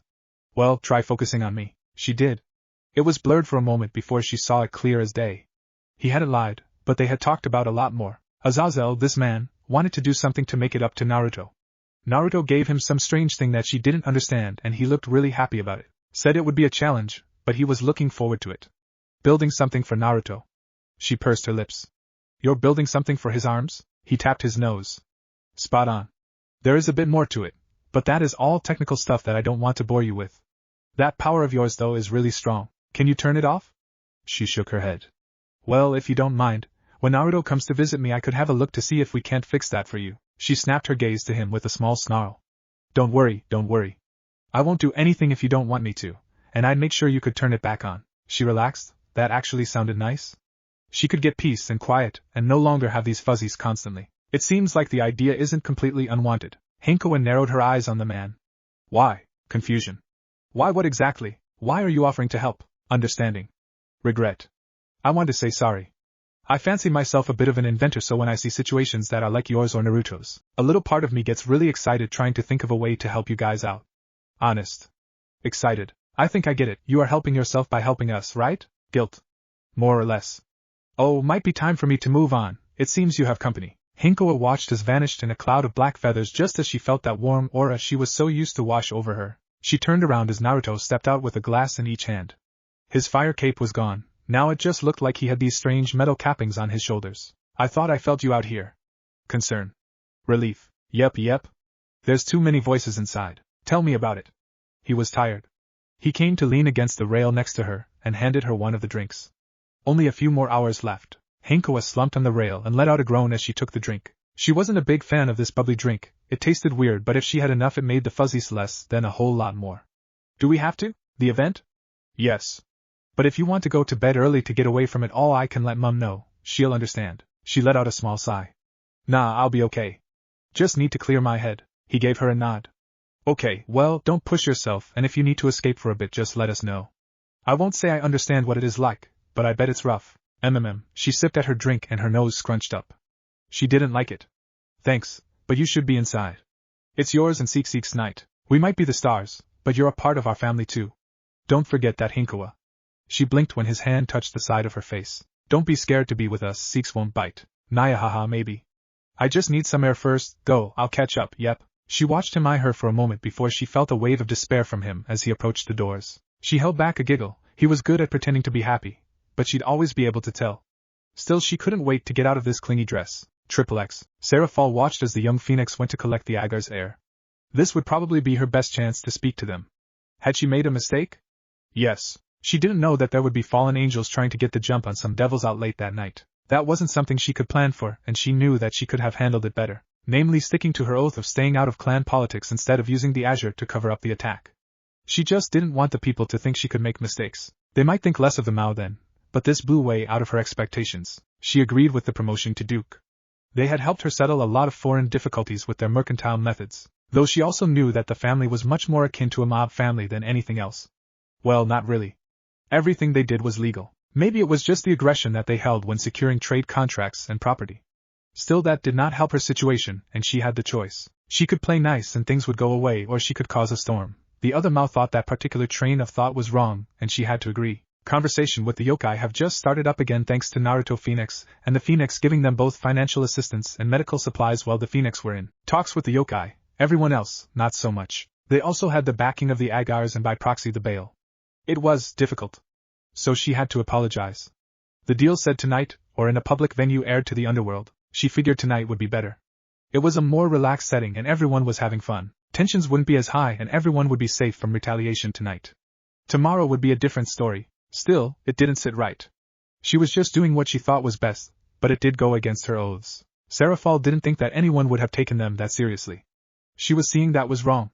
People took her words very, very seriously. She'd have to be much more careful about what she said in the future.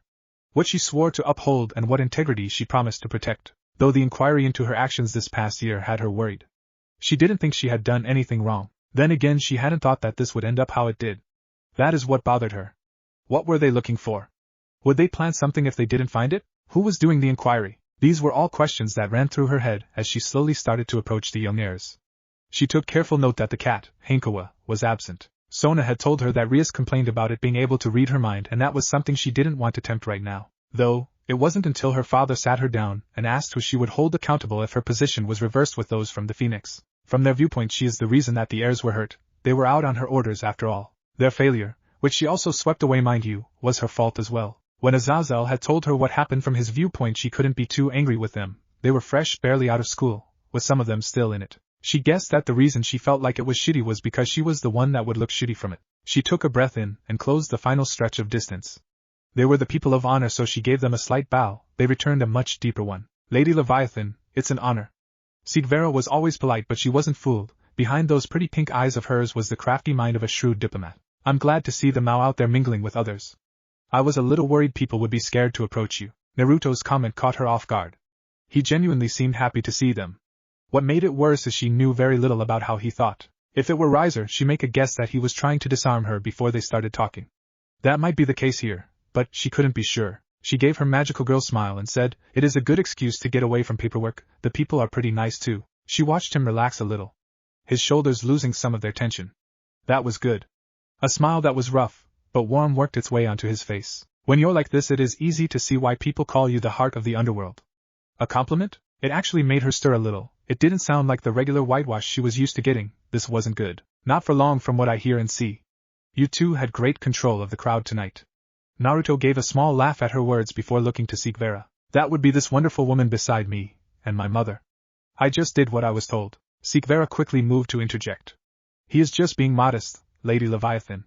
Without his ability to control his fire, the event could have been rather unclean. Seraphol shivered. That sounds like a lot of paperwork waiting to happen. Speaking of, she paused and eyed the two. Seek Vera's eye muscles tensed slightly while Naruto still appeared relaxed. What the hell was wrong with this kid? Couldn't he understand the situation? I wanted to apologize. The sortie for Kuroka Tujo, I could have handled that better. There has been a lot of pressure on me because of that situation. But you two have been pretty quiet about it, and I thank you for that. Seek Vera bowed her head.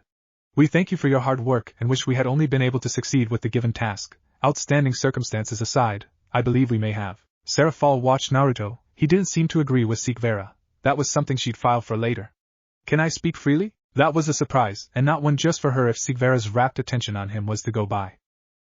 Sure. Naruto gave her a nod and linked an arm around Seek Vera's waist before looking over to someone and mouthing something to them. Come with me, he said softly to them. Neither of them argued and quickly walked with him and followed him outside. Seraphol narrowed her eyes on the white-haired cat girl she found waiting. Well, not really waiting, but leaning against one of the rails with a heavy look on her face. She watched the girl. It seemed she wasn't all there, talking to herself, scratching at her skin. Then her nose twitched and every strange sight vanished, and she turned and smiled, until they met eyes. Seraphol watched her face shift between fear and anger. It was something that the young Mao was not used to seeing. Then again, this was a situation that she was not used to. This conversation had gone off of any rails that may have been used to guide it, and now she was alone with the three people that nearly died. One of them did, under her orders. They were all so young. Guilt. Seraphol looked at the cat girl. What? You're feeling guilt? She looked between the three and saw an awkward expression on Naruto's face. Seek Vera was watching everything intently. Seraphol wasn't sure who the biggest threat was anymore. Lady Leviathan, call me Seraphol. Seraphol, Naruto started again. I brought you out here so we could speak freely, but also so I could lend some more weight to my words, I guess. Henkoa here can read emotions and minds if she focuses hard enough. The young Mao nodded. That was a scary power to have. There were of course rumors sprouting, but she could understand wanting to keep it a little under the wraps. It also seemed that not all of the information she got from gossip was wrong either. I see. I'm not quite sure I follow though. Naruto nodded. I think you were set up with the Kuroka Tuja situation. He paused and gave time for the information to sink in. That is a serious accusation. I know. That's why I wanted to do this privately. I also haven't shared these thoughts with Seek Vera, so if she rips me apart mid-conversation, please forgive her. Seraphol watched him give the young heiress an awkward look. Yeah, not the wisest move, bud, but he'd learn, probably. Have you told your mother yet? No. Then I will forego maiming you for now, my dear. That was stressed heavily. Yeah, this boy was in trouble for sure. But Seraphol had to admit, he was pretty good at removing the tension in the air. She felt a little more at ease now. So, I guess I'll ask what makes you think I was set up. The Amy family is well known for their abuse of servants. I'm pretty sure you're aware of this. She nodded. It wasn't something she was proud to admit, but not everyone used the peerage system for the betterment of everyone around them. Some used it just for perverse fantasies. The Amy were among that group. While we were pursuing Kuroka Tuju, myself and Henkoa were able to capture her. This was news. She looked to Seek Vera and saw her grip tightening on his arm. I do hope you plan to explain yourself? She wasn't bad. Henkoa got out, drawing eyes to her. She's not like me. She has control. There was something that she really wanted to protect, so much so she was ready to die for it. So I let her go. Seraphol rose a brow at that. Seek Vera was in a different boat though. You let her go? I did. Why? It was the question that Seraphol wanted to ask, but Seek Vera was just faster to the point. Naruto sucked in a breath and looked at Seek Vera. I already had some information going into the sortie. The Yukai had asked me to check on her. They thought something wasn't right. The Amy were picking up a lot of books relating to breeding and senjutsu, and alarms started to ring. So I was already looking at doing something. But the reason I let her go was pretty simple. I saw signs that her younger sister, Shiron Tuja, was being held prisoner and subjected to injections of senjutsu-based energy to try and awaken something similar to her sister. He paused and waited for Seraphal to nod before continuing. I investigated further. It would appear that only Makibuda Amy, the king of the peerage, was drawn into the fight. The rest were left alone. After private talks with them, they didn't agree what was happening and are willing to testify against the Amy if granted protection, but I believe that Makibuda was killed to protect Shiron, which I can understand the feeling, and if I was in her position I would do the same. So, you are condoning regicide? If you want to twist my words like that, Seeks, sure. But I know for a fact that I'd rather be a failure as a subject than a sibling. Seraphal could agree with that line of thought, but this situation was difficult. Responsibility to the state or to the family. That was always a difficult line to walk, and hypothetically if I were to agree with you, you'd want me to revoke the upcoming bounty on Kuroka? Naruto shook his head, which confused her. Like I said, I believe you were being set up. There was only one viable escape route for Kuroka to take, and it just happened to have a band of fallen angels traveling through it. My mother always sighed that something is only a coincidence because you can't see how you're being played. Lady Phoenix is wise, also ruthless, when it comes to politics. I take it that you have a plan then? I do. He paused and looked to Seek Vera. I know you joked about it, but I would like to recruit Kuroka into my peerage while maintaining her bounty status. Maybe even raise it a little, in order to find out who is trying to take down the Mao. Really? Seek Vera questioned, to which he just nodded. Fine. But please do consult me about these things in the future, and not before a Mao. Thanks, Seeks, I knew you'd understand. Seraphal felt good that they weren't angry at each other, but this was still a difficult position to be in. You know that I can't allow that, right? Naruto gave a light cough. I know, but you said we were talking hypothetically. I know that a Mao could not sign off on something like this, at least not publicly. But you have to admit, if the bad guys were to hear of, let's say, an SS rank stray devil, they'd probably try to recruit it. Hypothetically, of course. Seraphal had to admit, she wasn't really in any danger here. Everything that was said was just theory, no actual talk of action here. Well, at least she could deny that there was, as she was sure they would. Hypothetically, it is a decent plan. There are some rough edges to work out, like how would you ensure she stays loyal? It appears that we wouldn't have to. Sibling over subject. I heard that Shiron Tuja was found and taken captive. I could promise her safety in the Phoenix household where she would have a constant security detail, but still be able to live a relatively normal life. Seraphal frowned. There is a problem with that hypothetical. Sirzex saw that some of the guards were getting antsy, and is keeping her captive in the Gremory household. Rias? Seek Vera asked, to which Seraphal gave a slight nod. Of course it is. That's even better. All the girls turned to face him. I would like to know what you mean by that, Naruto. The blonde wasted no time in replying to his stern wife. Seeks, you've made it pretty clear that you don't want Rias to swap her contract to me, right? She nodded. Well, you could put the stipulation that you will consider her appeal favorably if the Gremory family is able to care for and protect the Nekashu in their care, as it would be in poor taste for the Phoenix, who are working on an alliance with the yokai, to be in bed with someone that can't treat them well. This would allow us to wash our hands of having her on our person constantly, but still being able to keep a close eye on her. Seraphal had to admit it was decent. Definitely showed signs of being put together quickly, but those could be hashed out. She eyed the blonde Phoenix. They'd probably get along fine, so long as she didn't lose her seat as Mao. This is all hypothetical, but it isn't going to do much good talking about this if I lose my seat as Mao because of this inquiry, will it? She gauged their reaction. Seek Vera seemed to know what was going on, but Naruto just shrugged. No big, I'll tell my mother, and that'll be the end of it really. Really? Yeah. The Phoenix just want the Mao to pull their weight. No offense, but the majority of you guys have been slacking lately. Some taken. I didn't say you. What? There's something to feel guilty over. Nope, no comment. Seraphal shared a look with Naruto before they both gave a small laugh. So, we good? He asked, and she gave a nod. Cool, if you're not busy the day after next, around lunchtime, wanna meet up in Kyoto? Confusion quickly flooded her. Was he? No, but maybe? Are you asking me out? She watched Seek Vera sigh and rub at her temples. I do not believe that is his intention. We have a meeting with the yokai's Minister of Foreign Affairs. Exactly. I figured you could come along and open a direct dialogue. It might help speed some things along. Oh, of course that's what it was. That makes sense. You have my thanks, and I'll see about clearing my schedule. Make sure you do. We can finish our hypothetical conversation then. Seraphal rose a brow at the young Phoenix. What, you think I'd let Kuroka go without having a way of tracking her? Smart. I assume I'd be given that location if things took a turn for the worse? Seraphal questioned. We'll never know now. He answered back with a smile. Oh, he was fun. Much more fun than most of the other heirs and heiresses she had to deal with. This could be an interesting partnership of sorts. I think I've taken up enough of your time tonight. I'll be seeing you both soon enough. See ya, Seraphal. Please forgive him, Lady Leviathan. We both wish you a good evening. Seraphal had a small laugh, spared a look at the quiet Henkoa who was watching her intently, before heading inside. Rovo was standing by the door, and opened it as she approached. I trust you all had a good conversation? It was quite pleasant. Thank you for asking. Now I think I might need to speak to the other Mao before I retire for the night. She nodded to the older Phoenix brother before heading back in. Ugh, now she had to be all prim and proper again. She kinda missed talking to the kids already. XXX, Naruto stretched himself out. The rest of the ball had gone well. He had been forced to dance so much that he was sure his healing factor kicked in at some point to fix his feet up. But it was fine. He had also endured the seething gaze of Seek Vera as just about every heiress in attendance wanted to dance with one of the three brothers. He looked over to Seeks. Her and Henkoa had passed out leaning against one another on some chairs in the corner of the room with Ravel. The three had been busy tonight, and it seemed to have worn them out completely.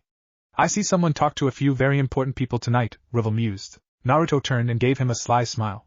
Don't think I didn't see the way that some of those devils were trying to get your attention, Ravel. Or the group that dragged Riser over to the corner to recite their poetry. Please don't remind me. I thought it was sweet. They rhymed Riser with minds of. Naruto gave a shrug.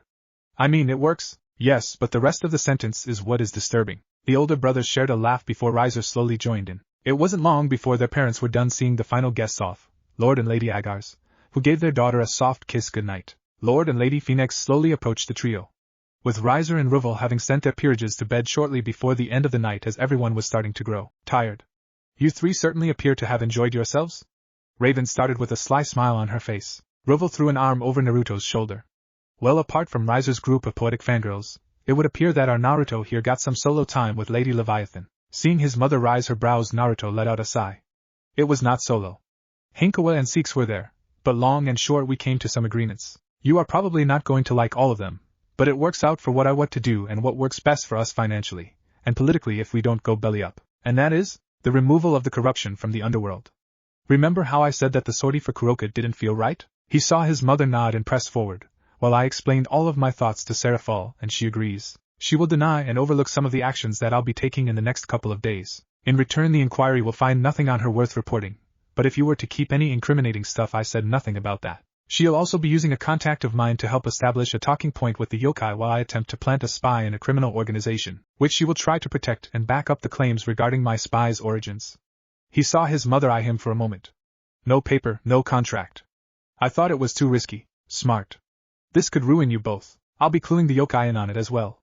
Together, from three sides, we should be able to cover all our bases. I'll just need to draft up what I'm going to say to sway them. This spy of yours? Naruto knew this was coming. Kuroka Tuju. He didn't need to look at Riser to know he had a mile-wide grin. Can you trust her? I believe so. She chose sibling over subject. Just like you taught us. He looked at his mother, who appeared to be in thought for a moment before slowly nodding. I will make the preparations then. Also, what is this I hear about the Gremry trying to change a contract? I take it I'm not good enough now that everyone knows Naruto is the Azure? Riser spoke up. There was a small bit of disdain in his voice. Seek Vera thinks it might just be a tantrum from Rias that her parents are acting on. Which brings us back to Kuroka. Rias has the girl's younger sister. Sir's was ahead of me on that, but it works in our favor.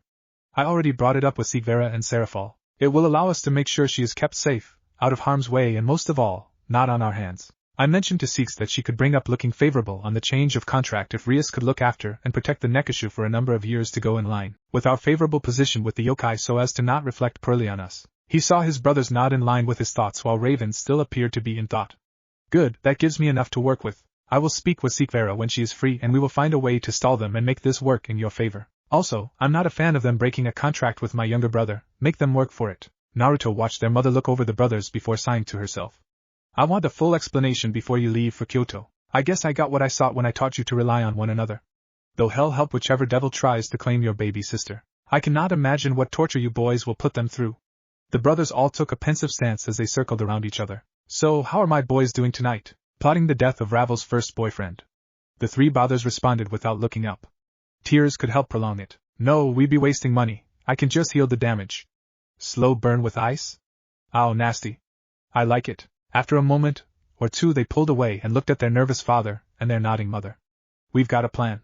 They answered in unison. That's great. It sounds like you all had a good night? Riser has a poetry fan club. Roval got hit on by some old hag. Naruto seduced the Mao. Rovan looked at the three who glared daggers at each other before laughing. They are your boys, Raven. Indeed they are, dear. Now excuse me, but boys, I believe you have people waiting on you. Riser and Roval both nodded and teleported away, leaving Naruto standing there looking at his predicament. How was he meant to get them both back at the same time? He knew if he moved either one the other would probably wake up. Whichever one woke up and wasn't being carried was going to be angry. Rovan walked up and rested a hand on his shoulder. If only you could be in two places at once, huh? Naruto froze. He'd been in a position like this before. It was a long shot, like really long, but it was worth a shot. He brought his hands together and focused his demonic power. Split evenly 4 ways, taking his shape, giving it form and consciousness. It was possible, complicated but possible. Scrap it, for it was too much, he'd just go for one. He just needed one. There was a sudden shift in his gut, and he creaked an eye open to see a second him standing by his side checking themselves over. Well shit, the 3 males said, Naruto's father included. Hey Dad, can you go over there, with me and tell them something? Rovan gave him a curious look before doing as asked. He then watched as his son vanished in a pyre of fire before the original crouched down and rubbed his head. Damn, it hurt like a bitch. It was only a few seconds but fuck. Experiencing nearly everything twice at a slightly different angle, he wondered how the dream him did it so well. As for what his father said, apparently his mother had gushed over Seek's calling her mother earlier. That was good to know. It was always difficult to tell if Raven actually liked someone that wasn't her child. So, what was the point of that? Naruto slowly stood up and made another clone. He could feel his reserves getting low. After his showmanship earlier and the long night they were already a little tapped, but this was very, very draining. Creating them, that is, maintaining them was nothing. It was something from a dream. When the clone dispels, I learn everything it did. It's not up to the level from the dream, as I think I could only have 4, at least at the moment, but they'd all be pretty weak. The dream me used hundreds at a time. Still, it solves the lesson issue. No tears needed, Mum.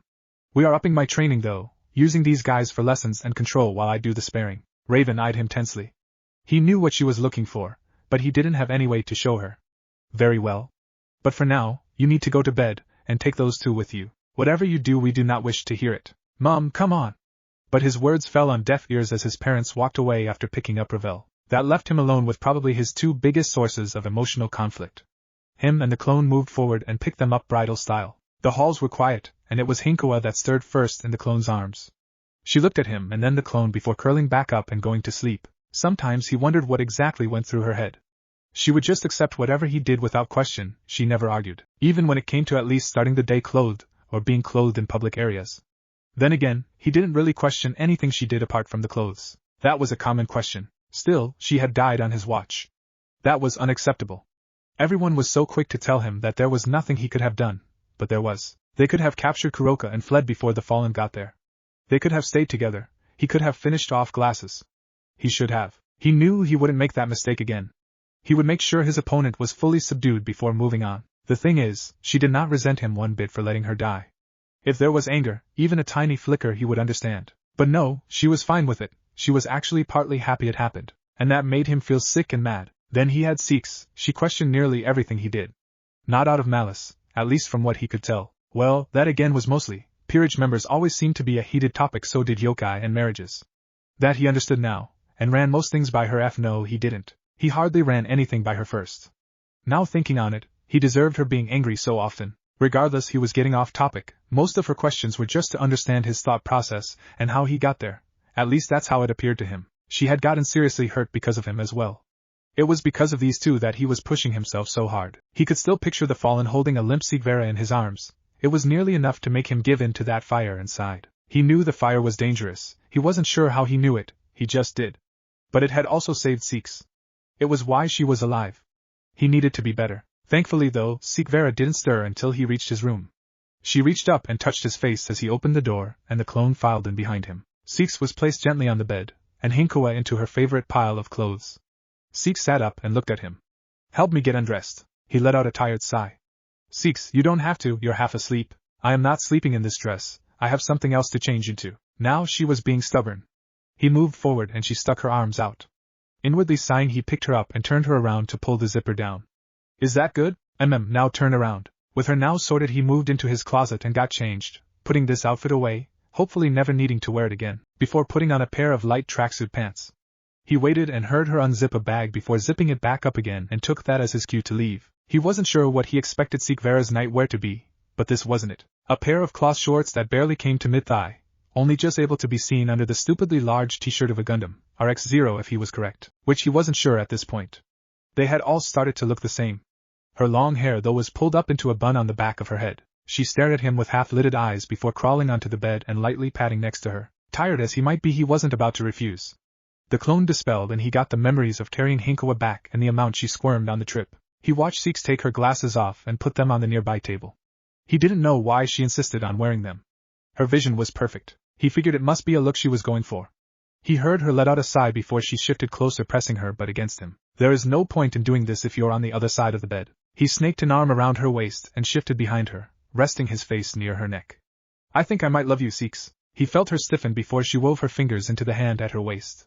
You'd better, because I love you, you buffoon. She drew his arm up under her shirt.